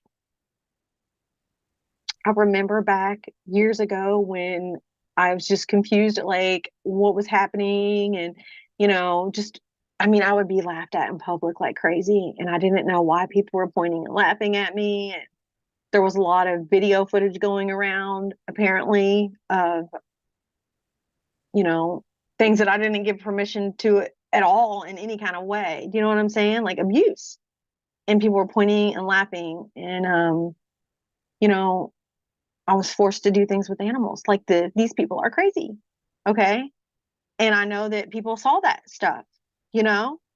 And I mean that memory, like every once in a while it just pops in my head and I'm just like, that's just so disgusting. And it was being filmed. I remember that part of it too. Like, like I don't know where I was gonna go at with this whole where I was going. I'm kind of stuck. What was my point in telling? You were Okay, I know. So like in those time periods when so many things were happening and you know, I didn't know that Jesus was, I wasn't raised anything, you know what I mean, when I was growing up. And, so many times I could have like, I don't know, I became a cutter. I was cutting myself. You know what I mean? I was doing all these things. I became a heroin addict and I was, hooked on that for a lot of years, to try to, I was drugging myself on top of being drugged. You know what I mean? Like, and so my whole thing is when I was staying at that place, that's, that's when I became a believer. Um, and that changed so much for me because every single day, that's, I thank God, like I have that relationship. You know what I'm saying? Like I didn't have any of that. And that's what I cling to now, you know? And, my daughter, she was playing with her Barbie dolls the other day and telling another Barbie doll about Jesus. And I was just like, it just melted my heart because I was just like, that is so cute. Like she's over there telling this Barbie, this, you know what I mean? And I was just like, I don't know. But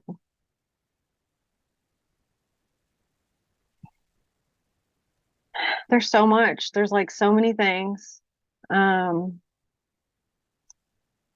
there's so when I did therapy, okay, when I was staying at that place, when I was doing therapy, she recommended EMDR therapy. And there was only one person that would take the insurance that I had. It was like state insurance or whatever. It was the only one person that would do EMDR with that insurance. And I don't even really think that many people at the time even did EMDR. Okay.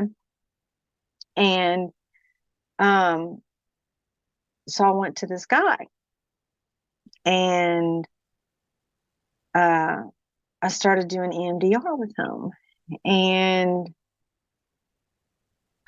so I don't know how to describe, I don't know. For people that don't know what EMDR is, I don't even know if I can explain it very well because he wasn't doing EMDR the right way with me. So if I describe what he did, well, apparently you can hypnotize somebody when you're doing EMDR. And that's what he did to me. And he was from the Navy. Okay. And, another girl that was staying there went to him around the same week. We both made appointments or whatever. She's like, oh, I might start doing EMDR and whatever.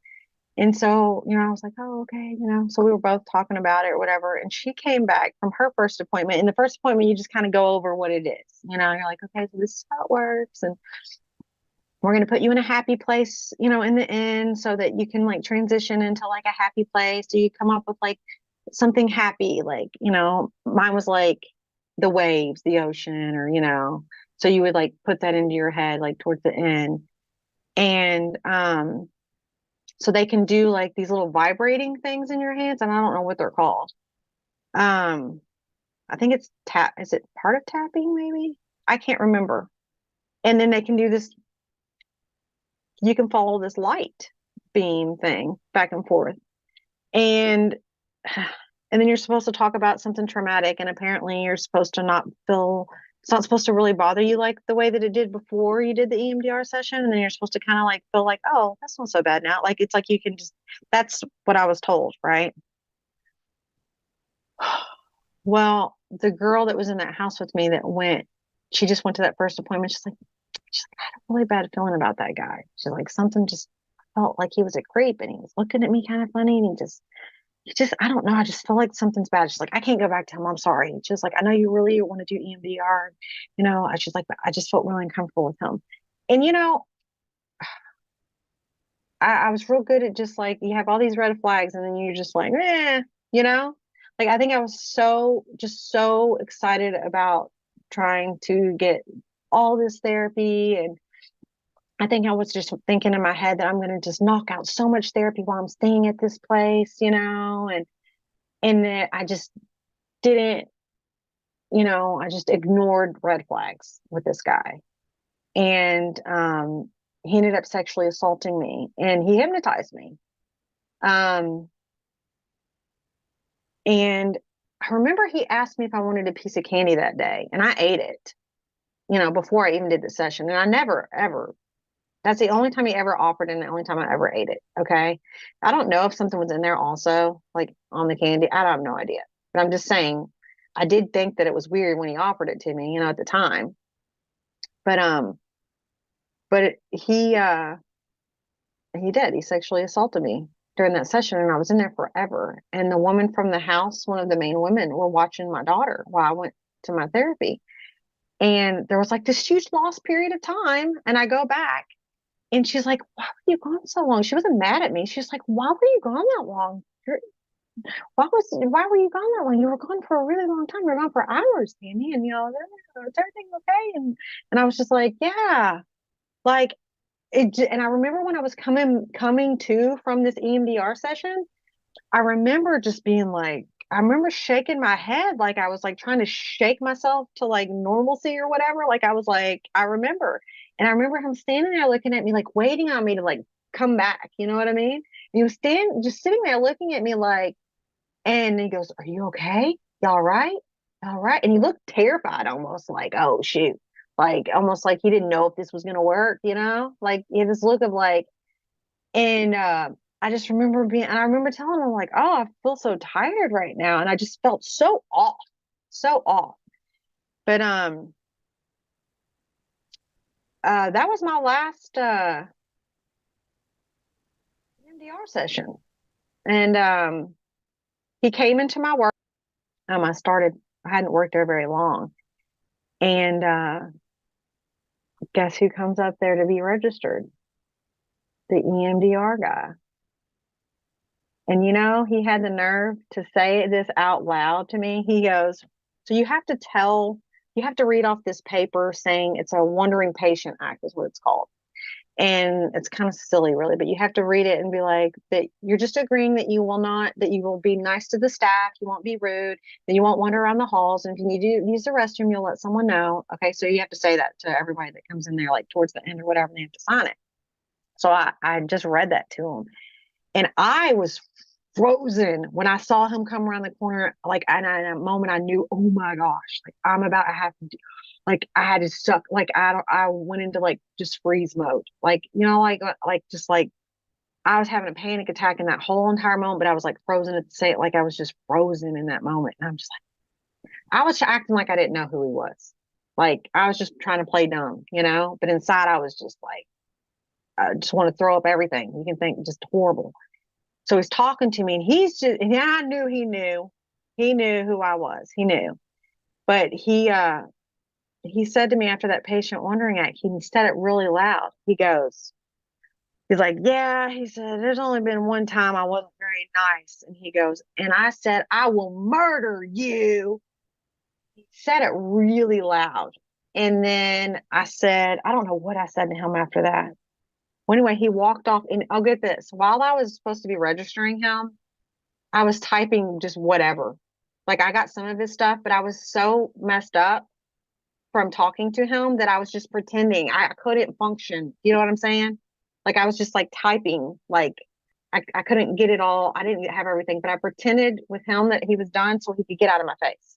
You know what I mean? Like, okay, we're good to go. All right, thanks, whatever, go have a seat or whatever, you know?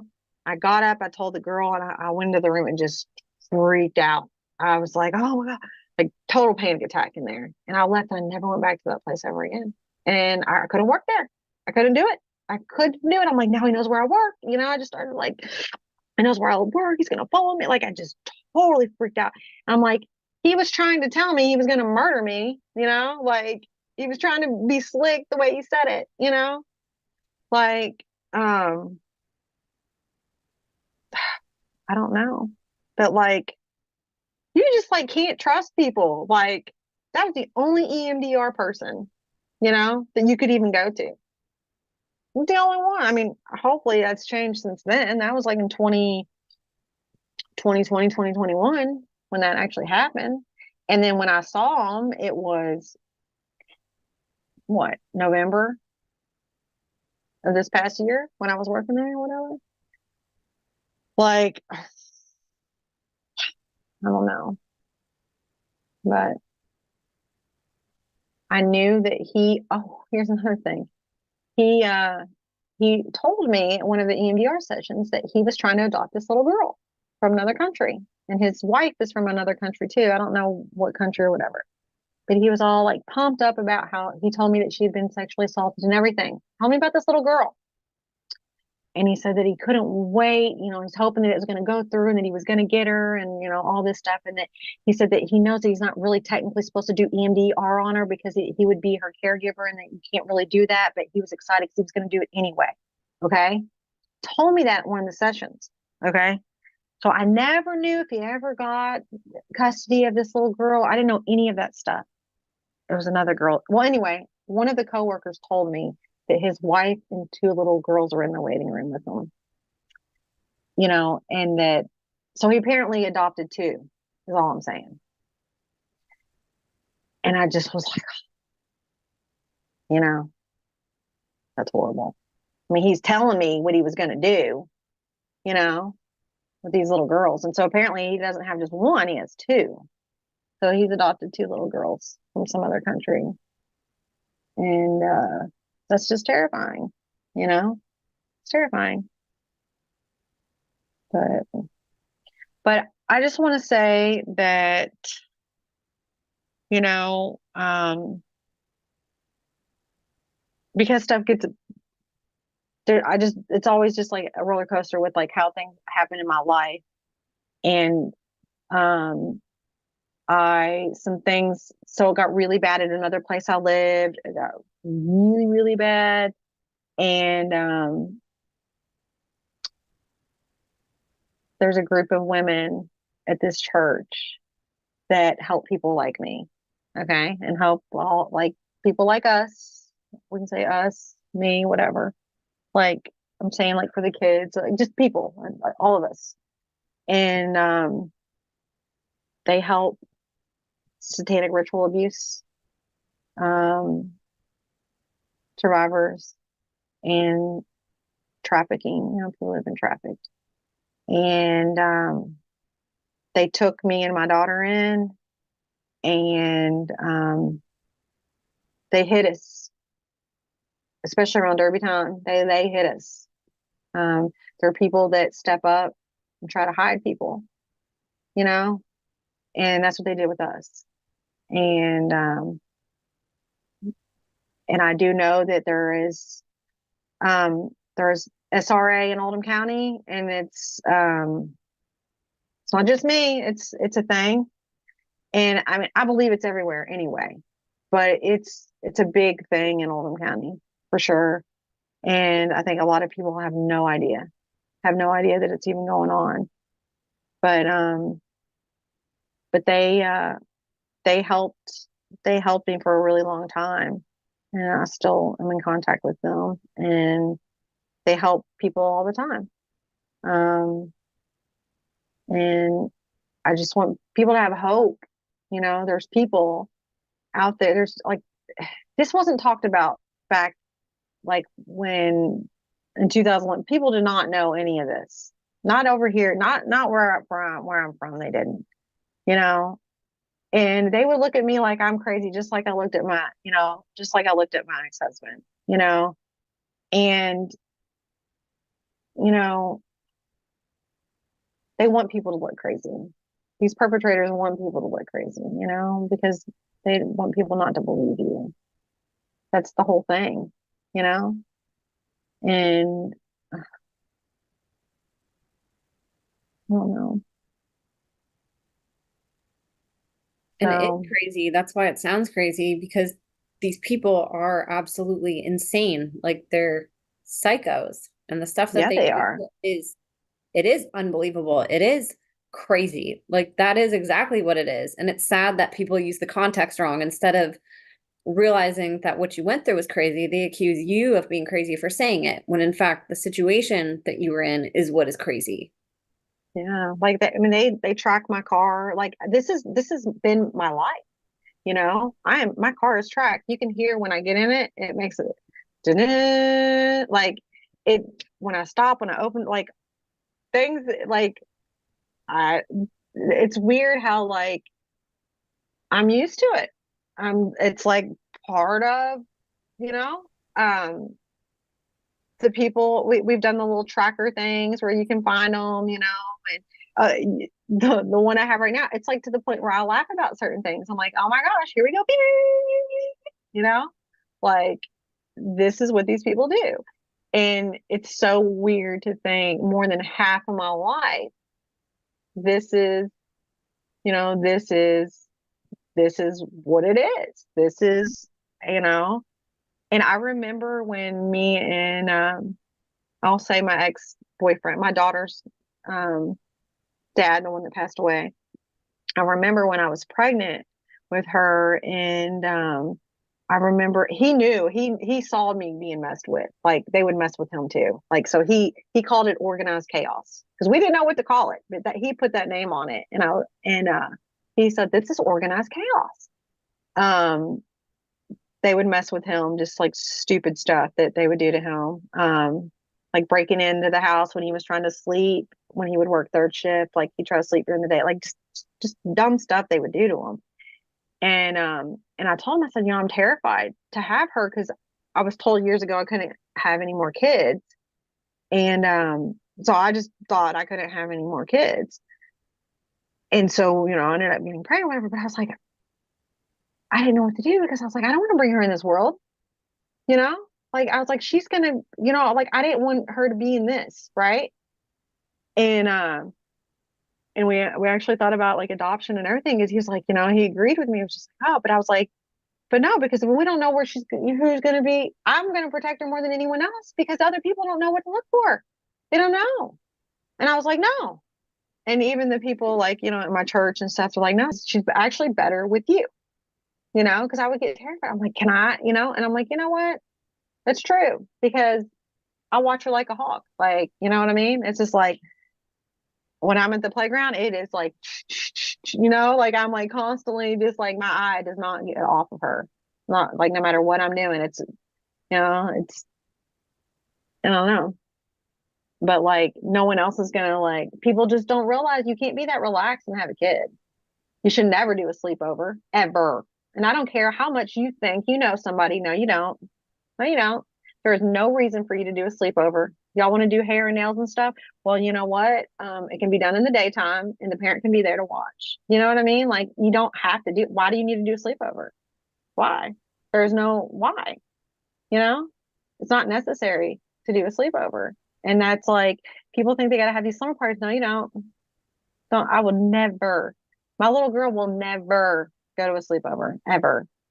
And just no, and I just like, you just see things differently. And it's like, there are so many more of us. I remember I worked with a guy, okay, that was a TI. I worked with him back in, I think 2017. He was a TI. And he told me that he had been Yeah, I'm pretty sure it was SRA too. Like I'm some of the stuff he told me, like back then I still didn't know what that I didn't know SRA yet, but he told me a lot of stuff. And he said that he told me he was targeted, all that. Like he told me that these perpetrators, he was really smart with technology, he said, and that they wanted him to um I guess be a part of, I don't know, messing with people in some kind of way. Okay. And he told him no. And he said ever since then they messed with him. And he's been targeted individual because he wouldn't participate in like harming other people. And it had something to do with, I'm trying to remember what he said. Something, I don't know, but I just know that people were wanting him to participate in harming people because he was really smart with, he just knew how to do stuff. I don't know if they wanted him to hack in or whatever, but it had something to do with harming people and it had something to do with technology. And he told me he wouldn't do it. They couldn't do it themselves. So they knew that he could and he wouldn't do it. And he said he's been targeted ever since then. And so my whole thing is people get targeted and these things happen just stupid things. If you flick somebody off at a red light, you better watch it because they might start targeting. You know what I'm saying? It's stupid stuff. It's like it's really dumb, like just stuff, just whatever. Like people can decide you do it to the wrong person and then you're going to be targeted. And that's just really how it is. Like it doesn't take, you don't have to grow up in it. You don't, you know, and I don't know. Have you, first of all, before I ask my question, thank you for sharing. Those experiences are absolutely horrific and heinous and just just awful. Like I can't even imagine, realizing that that was what was going on behind the scenes of your life, and then trying to contend with that. And I completely understand sort of that, I guess for better lack of words, like Stockholm syndrome, where I'm sure it's very easy if you were to tell somebody this that didn't know about it, and you mentioned any type of abuse, you'd be met with, well, why wouldn't you leave? Right. And the deception and the lengths that people go to groom somebody to get into these types of relationships where they're essentially like mind controlled to be stuck, and sometimes quite literally. It's a real thing. It's amazing that this handler guy that you had later on, after your school years and after you had your first child, that he spent over 3 years coming in and out of your home, winning you guys over and gaining your trust. It's like that's hard for people Mm-hmm. to believe that somebody could be that patient and that abuse isn't just suddenly onset. Somebody gets angry and abuses you. Like that's what the world thinks that abuse is. And that when that happens, it's so shocking that you leave because it's like, oh, well, this person has never acted weird at all. And nothing could be further than the truth. Like abuse is very deliberate and very orchestrated. I like how you use the word organized chaos. That's really what it is. They put you in a chaotic situation that is very organized, so organized that you don't even know that you're being abused. You just might know that things seem crazy and they don't make sense, right? And so Mm-hmm.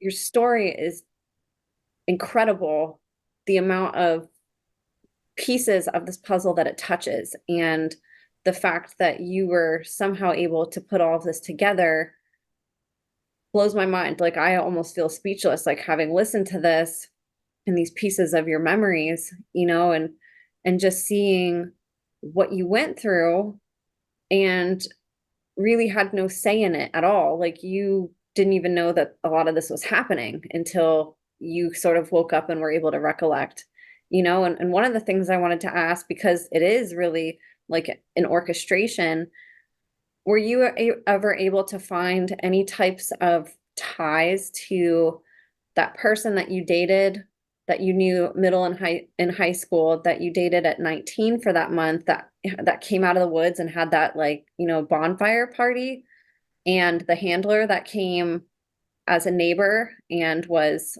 sort of, I don't want to say took his spot, but I know you had said that this guy really, really liked you growing up. And Yeah. So also, so so the guy, okay, the guy from like my childhood or whatever, okay. I don't know if you would originally call him, like, he was doing stuff behind the scenes, obviously. Yeah. The whole entire, all these years that my handler, okay, was telling me when I kept saying, you know, because he would say to me, tell me where this all started. Do you know why this is happening to you? Do you know who started this? Because you know it wasn't me. And I remember one time when he looked at me and he goes, it was not me that started this. And I could tell he was telling the truth in that moment. So it just had my wheel. I just was like, turn, like, who, you know, who started this? Who started it? So obviously the guy from the very beginning that I grew up with, they pull people in. And like if you become friends with somebody, they know how when you're alone or when that person is not around you, they can bring that person in. And they do all kinds of crazy crap. Like they'll lie and say, hey, this person's no, they'll do whatever it takes to get them to turn against you. And I know for a fact, I called out my handler for this. My handler was offered, he was a guitar player. He was offered, he was a good, very, very, very, very, very good guitar player. Okay. Very, very good. And everyone knew it. He was offered really, really nice equipment and very expensive guitars for the crap he was doing to us. And I called him out on it because this guy was on disability and I knew daggone well. And he was using drugs. There's no way in heck he could have paid for any of this stuff. But it took me years to figure it out. Okay. In the very beginning, I thought he was saving his money. But then when he became my boyfriend, I knew that he was using all his money on drugs and he couldn't afford $1,000 less. You know, that he had like Les Paul, like he had these nice, amazing like guitar pedals and equipment and like all of these like famous people guitars. You know, people that actually have money would be buying these guitars. He had a whole bunch of stuff, thousands of dollars worth of guitar equipment. And I remember calling him out when I realized that he wasn't just trafficking me, that it was also children. And I remember just the moment I realized children were involved, I remember I about lost it, okay? When I realized, oh, it's not just me, you know? And I remember I was like, that's how you got all that equipment, you know? And I just like, it's like something just boom. And in the look on his face, and he was so mad because I put a piece of the puzzle together. And I started noticing, like, you know how I was saying, like, I kept telling him things that I was figuring out. And then something bad would happen. Something else bad was going to happen. So I eventually, like, I think more so than not, I did probably keep my mouth shut at a certain point because I knew that if I was trying to get information, like investigate it, that it would all come crumbling down. Just like the girl at the grocery store couldn't tell me because he knew that I was about to know something. Boom, I wasn't. Back to this, and I left this out. I was in the middle of telling this. Sorry. Remember the guy at the red truck in Pikeville talking about? So me and my big fat mouth told the handler about that. And I told him, I was like, yeah, you're busted. You know, I was ready just to be like, you're busted. Now I know. You know, I was so mad, but I was so happy. Like, it was just like, you know, I finally know something, you know, that I had to tell him. Okay. That I had to tell him. And I told him. And I, I really wish that I didn't. I really wish that I didn't tell him because um so I'm not for sure I'm not for sure where we were at. Um I can probably could guess it, and I don't know, I don't guess I want to. Okay, so we were at a cemetery. Okay. And you know the guy that I was telling you about that was at the was that put the knife in my hand and in his hand, like he put his hand over my hand with the knife. Okay, so that same guy, so he must be like a something big with this cult or whatever. Okay, he has to. And there's a ton of people, by the way. These aren't just like 20 people sitting here in these robes. There's tons of them. Okay, like there's a ton of them. So I'm just letting you know it's not just like some like little group of people. It's huge. Okay, so but when we were at the cemetery this night, I don't know. It wasn't a ceremony. Okay, we weren't at a ceremony. We were just at the cemetery. The guy from the guy from Pikeville, they were burying him alive because I, because I told my handler that he told me information, he was in trouble for speaking. And he's screaming his head off in this dirt, screaming. And that guy that was standing there with the guy with the knife is laughing the most evil laugh of his life, just laughing and just, I can, like, the most evil laugh you've ever heard, ever. Just laughing while this guy's screaming for his life. Now, did they end up were they just only scaring him, or did they end up burying him completely? I don't know, because my mind doesn't go to that. I don't know. But I do know that my handler asked me at one point, he said, "Hey, you know that guy in that red truck?" And I said, "Yeah." He goes, "Have you seen him lately?" And I was like,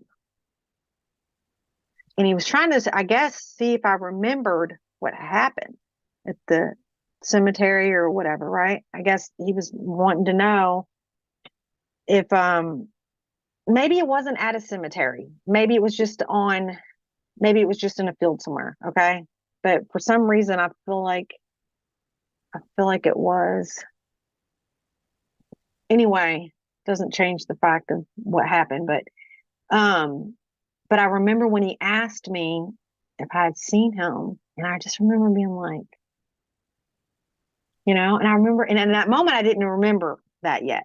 Like, it hadn't popped into my head yet. Okay.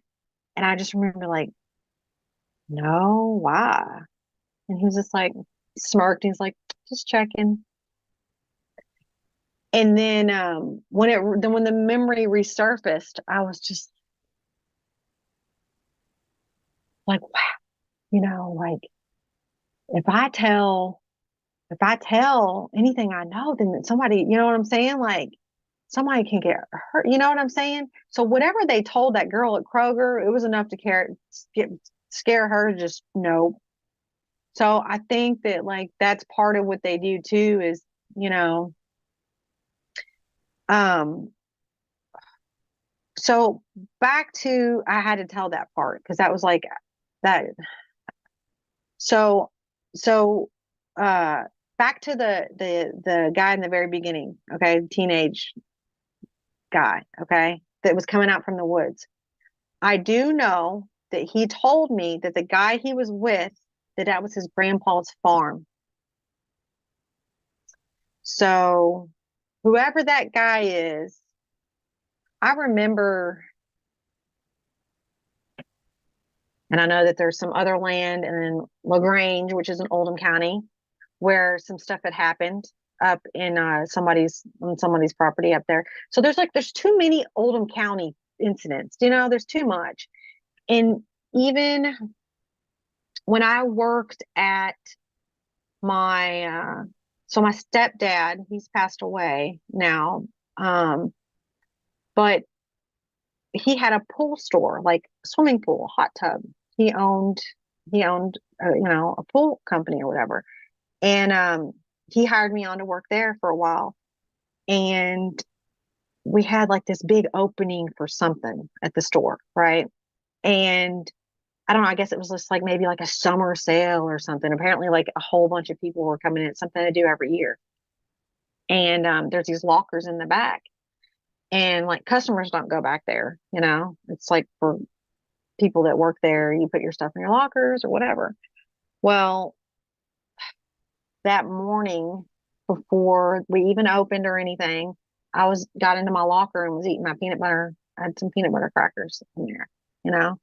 And I got in there to eat them, like those little orange and, orange crackers, square crackers, whatever.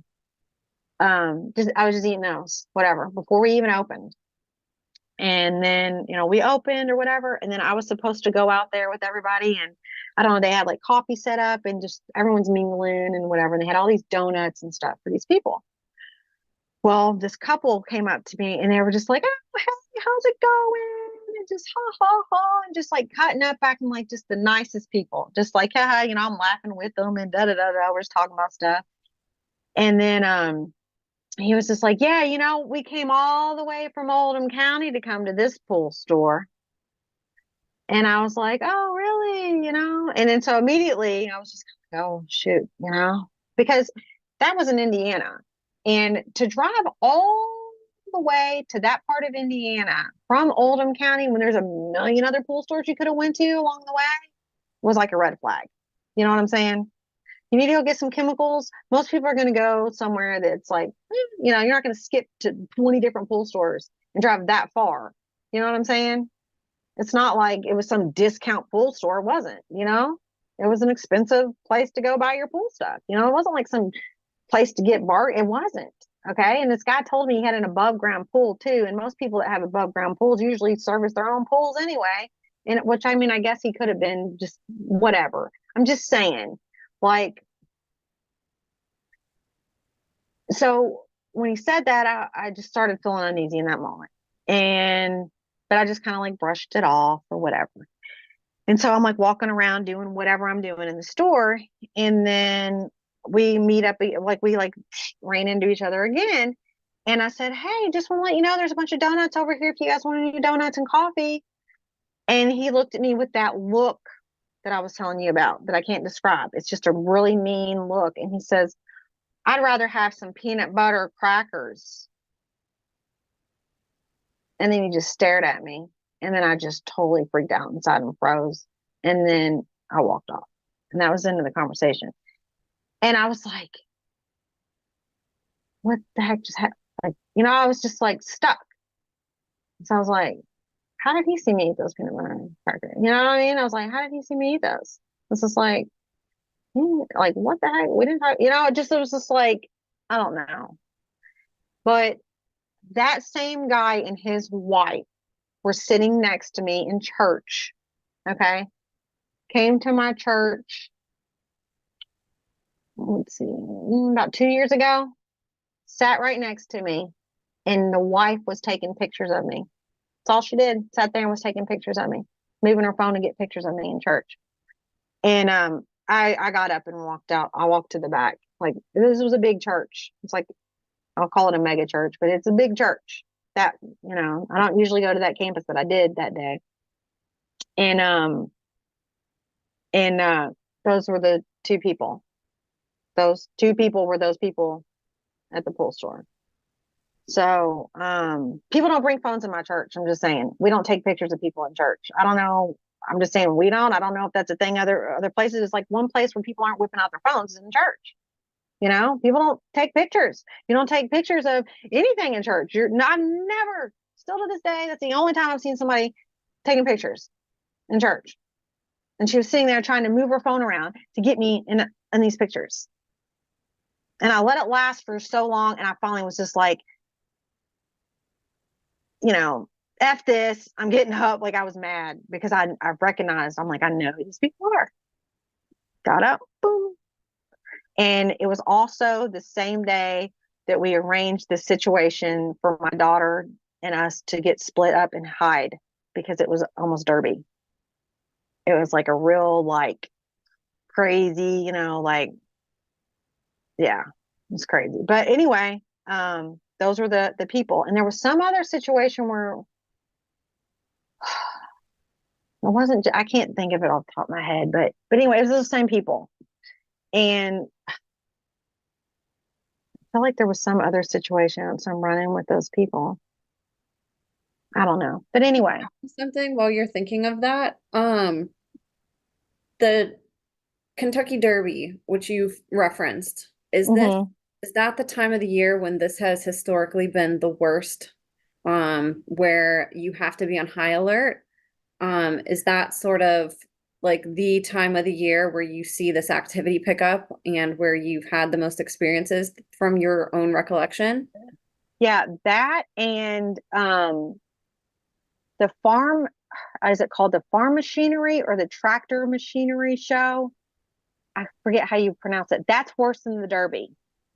And it's usually in January or February. And is it the tractor? I'm sure if I Googled Kentucky Tractor Trailer Convention, it's a convention. So if it's like tractor trailer convention, that's even bigger than the Derby as far as trafficking goes.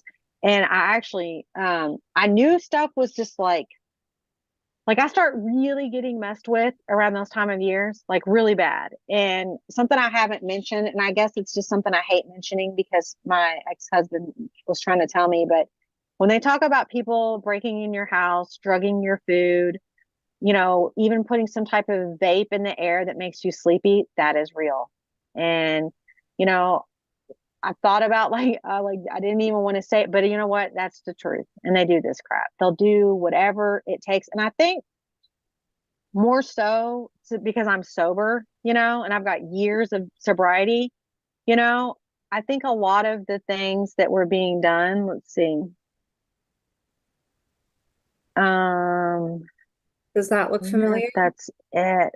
I don't know. It's in Louisville, Kentucky. Does it Yep, say that's where that on this there? is. Yep, And I that's think where. this past year, I think it was in February, I want to say, if I'm correct. I know it's been in January, but I feel like this past year was February. But there's more people being trafficked in that time period than even the Derby, and the Derby's really big. Um, so yeah, and even like so there's a few people that I know of that know about SRA and victims and stuff like that, and that have done a lot of research and stuff, and they're the ones that told me that that was worse than the Derby. I didn't personally know that, but they're the ones that like no, and they said that that's actually worse than the Derby. So, And do you think and when take place actually at these events, or is it more so that people travel out of town and there are rituals and things based on these? Say the National Farm Machinery Show next year is going to be February 12th to 15th. So do things take Mhm. place at this actual convention show, or is it more so these nights though it'll be heavy with rituals and activity, say at the old um home that you used to live at 104? Is it more off premise? And I, go ahead. I I believe that it's mostly like, they're stupid organized crap that they do. Okay, they obviously have their certain setups, and they probably loved doing it at that place I lived at because it wasn't a hotel, right? And then they get these fake volunteers to watch across the street, right? So that no one's reporting anything, right? They're sitting at the desk, but those are people that are part of this whole entire organization. They're covering for all the trafficking that went on, right? They're seeing people in and out, in and out, in and out. They know what's going on. Well, I feel like, there's just a bunch, I'll call them hubs. I don't know. I'm just going to call it that. But like wherever they want to trap, I feel like, another apartment I used to live in, you know, my neighbor told me that she thought that, you know, that stuff was going on in my place. I'm like, what are you talking about? So apparently it was, I think that a lot of times they just will do it in like people's places, Right. um, hotels, whatever, but I think that however they get their people, that's a whole other thing I know nothing about, right? But however they get their people, the pedophiles, whatever, or however you get their people, um, I guess, you know, I don't think that it's done there. I really don't. I think that those out of towners, there's all these out of towners and they want to know where to go, you know, who to Right. pay, where to go, and whatever. So I'm pretty sure that's probably, how that works. Um, I know that I was at some place, one of my memories, and I don't know, um, it's not even like a huge memory or anything, but it's a memory. And there's just a whole lot of people. You can tell there's a lot of wealth and a lot of people wearing like like nice stuff, like bow tie type stuff. Okay, and it looked like we were at like some kind of like nice hotel, and there's little girls that had no underpants on, and they were about what, I don't know, 3 years old or something. 4. I don't know. They were young and they were dancing around on these little like stages. The stages weren't even bigger than like, they're like a foot, like they were barely off the ground. Okay. And they were just these little girls are just twirling around with nothing underneath of them, like just in their own little world. And while this is happening, and I'm there, okay, and I'm just like, what the heck? I just remember the feeling of what the heck is happening? What is this? What is going on? And there's people just walking around with like bow tie, like well dressed people, okay. Where was that? I don't know. What was going on? Probably not good because there's these little girls that are not dressed all the way. You know what I mean? From bottom down, they have nothing on. And they're just twirling around like they're the entertainment in the background. Do you know what I mean? It's kind of like if you watch like The Sopranos or something and they're like in a bar, like a strip club, and people are just dancing in the background and they're not really looking at the strippers, right? But they're just there and they're just like having meetings type thing. It's like I don't know how to describe it. It was just awkward. They were just there, like background entertain. I don't know what you call that, but that was a thing, and I was like so confused. Like, what is happening? Like, what? Where? I just remember that. Where am I? What is this? What is going on? Can't tell you anything else about it. I can just tell you that people with wealth, people with money. So I don't know. I don't know how many times. I can only imagine how many times, like and at a ceremony, at one of the ritual abuse ceremonies that was happening, they had me on this table and I was tied up all the way around my legs and my hands. And I was raped by all these people. Okay. Like they were like, I'm screaming. Okay. I'm just screaming. And I could see my handler and I'm screaming and I'm crying and calling his name to help me. He's off to the left of me, like out in the woods, like where the ceremony is. And I'm terrified. I don't know what's happening. And I'm crying for him to save me. I'm crying for him to save me, just yelling his name over and over and over again. And I could see, he wasn't right there at the table where this was happening. Okay. He wasn't right there, but he was close enough where I could see him, like, maybe like shoulder. He was a tall guy. So, but like, I couldn't see like the bottom half of him or whatever, but I saw the look of, just like he felt bad. I don't know another way to describe it, but he did nothing. And I'm sitting there screaming for him to help me. While all these people did all these horrible things to me in front of all these people, in front of all these people. Just, so I don't know if, I don't know how many I don't know how many times, um, you know, I was, how many times things happen. I don't know, but, there's something else okay. I know what I was going to say. So back, I don't know what year it was, but years later, okay, um, when I think it was back when I was like cutting myself because I was like, why are these people laughing and following and pointing at us? And like it just got really crazy. And you could even tell he was like, oh my gosh, this is insane. Like, like everywhere we went, it was just like, the point. It was so like, I just wanted to crawl in a hole. Like, I'm like, why are these people laughing at me? I don't know what all, I don't know. But we went to this park where I was just trying to like just I don't know. He knew like I was like he kept telling me, don't cut yourself, don't cut yourself, don't be cutting yourself. I'm just like, I don't know what to do. What is going on? Like I was gonna lose my mind. And we were at this park and we were sitting on it. We just stopped. We were followed there, but we were followed. And we were sitting on this bench and he took this jacket and I was just crying to him. I'm like, please tell me, what is this? What is going on? Who are these people? Like, what is happening? It's like, you have to tell me. And I'm just sitting there crying. And he took this jacket and he kind of slunched over and he was trying to hide his face. And he looked over sideways and he was crying. And he said, I'm so sorry. I'm so sorry. all these things I've done to you. He said, I'm so sorry. And I said, for what? For what? Tell me what is this called? What are they doing? Tell me, tell me, tell me. He just said, I'm so sorry. And that was it. He never. I mean, he was taking everything to his grave. Like, I could not get anything out of him. I never, that was it. But him in that moment have helped me so much because, you know,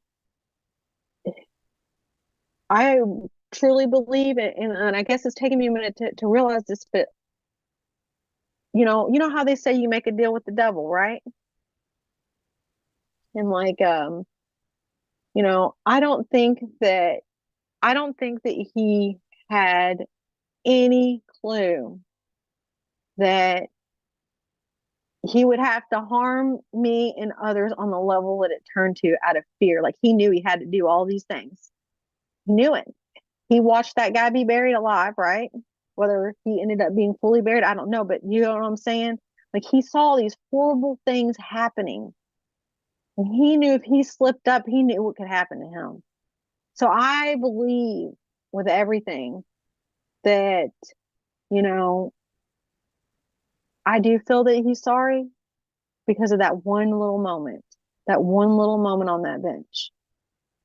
And and I think he really wanted those guitars so bad. That was his thing. He had no idea. Who knows how they tricked him in the beginning? Do you know what I'm saying? Who knows what they said in the beginning? They probably gave them to him and then he did the dirty work and he was screwed. I don't know. But like they're good at what they do and they know how to wheel people in. And I truly believe that he did not know as well as many people. I think a lot of people, I don't think I don't think everybody. I think some people are just straight up evil, mean people. Like the guy that originally started the whole entire thing, he's not a good person. He probably got nothing out. He wanted me to suffer because I didn't care for him. Like he cared for, he wanted me to suffer. I picture him like the guy that was laughing when that guy was being buried. You know what I mean? Like that kind of like evilness. Like he's on that kind of a level. And you know, I don't know. And I don't believe that my handler, like my main handler guy, I don't believe that he was raised in this. Like I really don't. I really do think it just was kind of like just the way I was describing it. Like I just think that it was kind of like, hey, want all this? Think they find, you know, I don't know. But I don't know. Wow. Was there anything else that you wanted to share about your story today? Um, I don't know. Everything was just worn out. Like I don't know. I didn't even know that all that was going to even be said. I just was rolling with what was popping out of my head.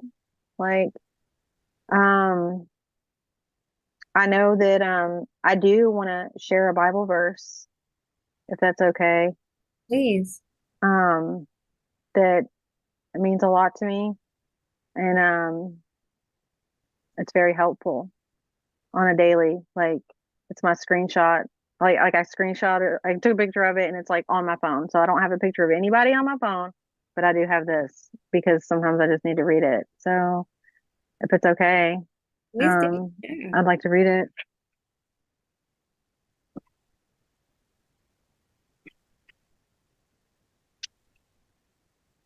Okay, it's Psalm 11.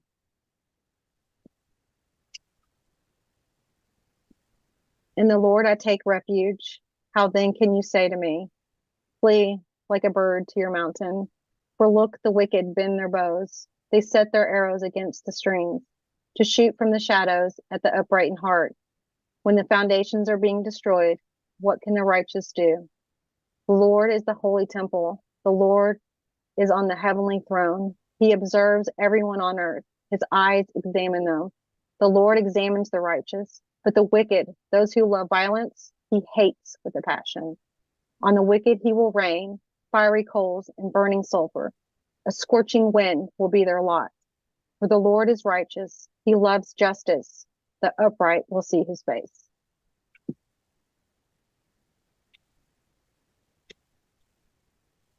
Thank you for sharing that.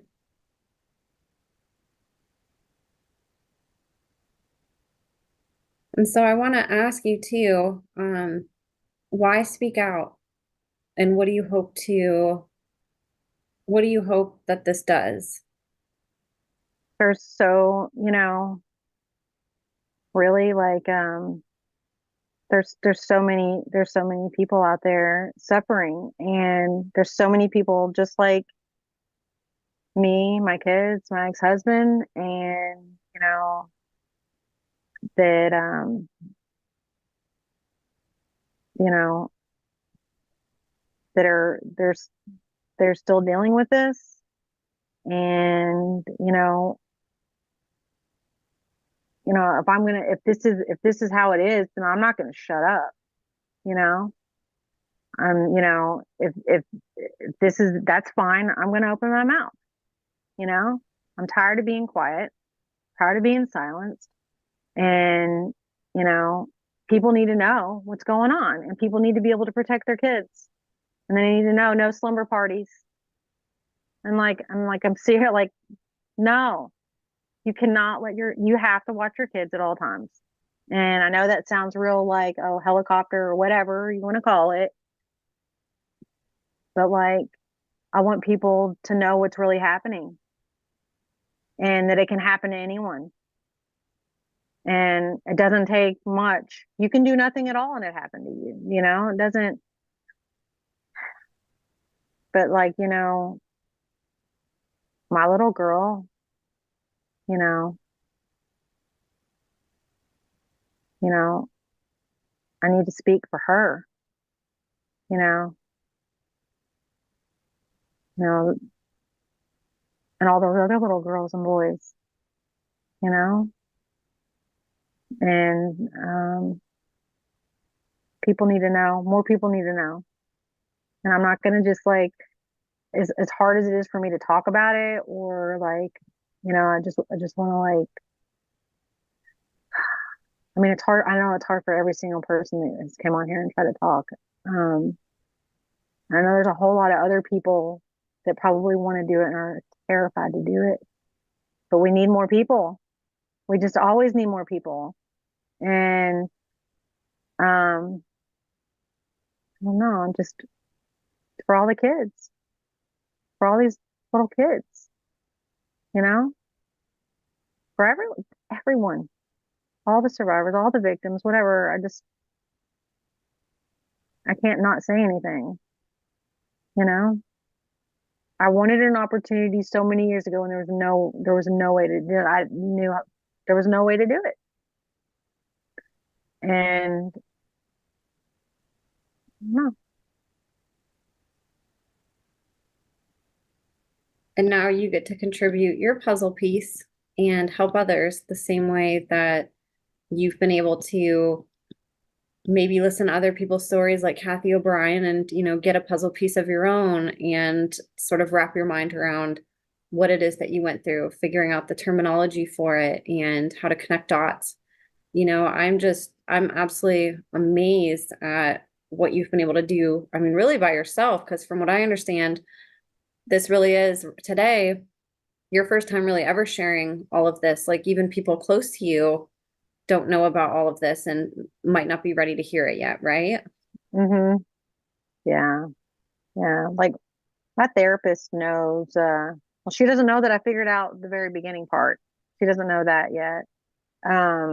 But I owe so much to her for helping me, you know, I finally could have some rest, and,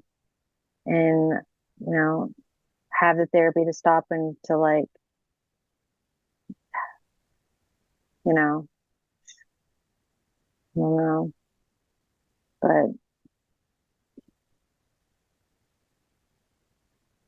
Thank you for sharing with us. Thank you for being vulnerable and for sharing these horrific things. And I hope that there's people on the other side that can help you contribute in some way, whether it's somebody in your area that has the courage to come forth and corroborate, whether it's somebody who's gone through something similar and might be able to add a puzzle piece.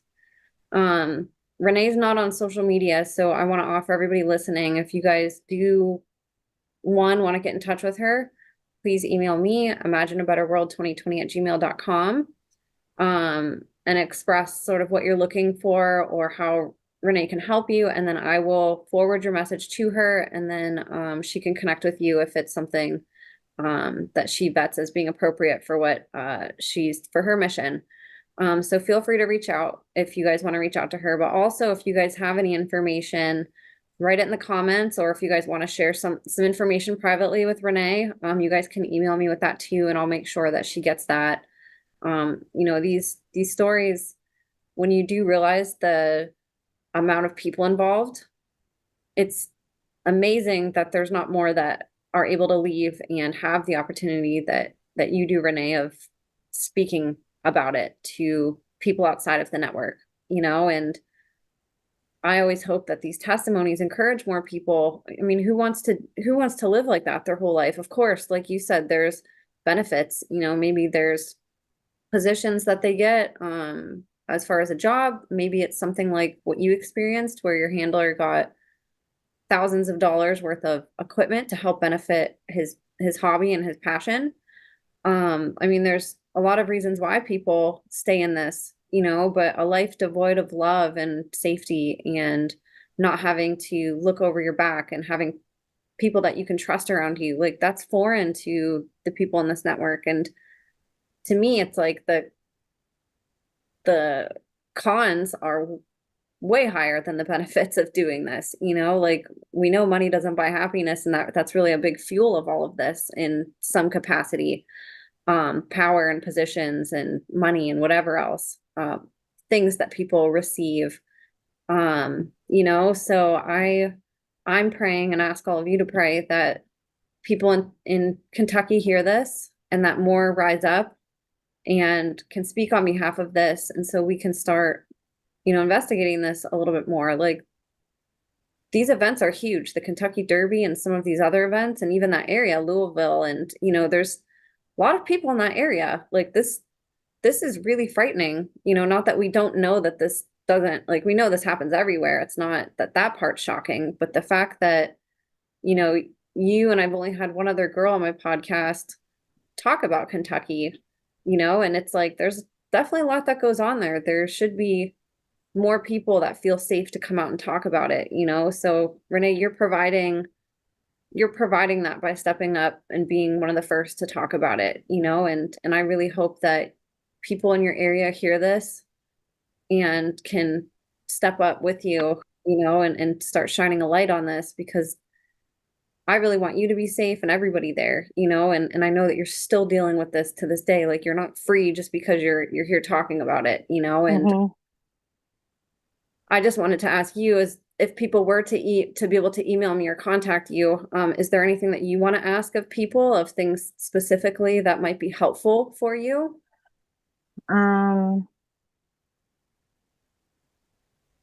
Not that I can think of. I mean, like,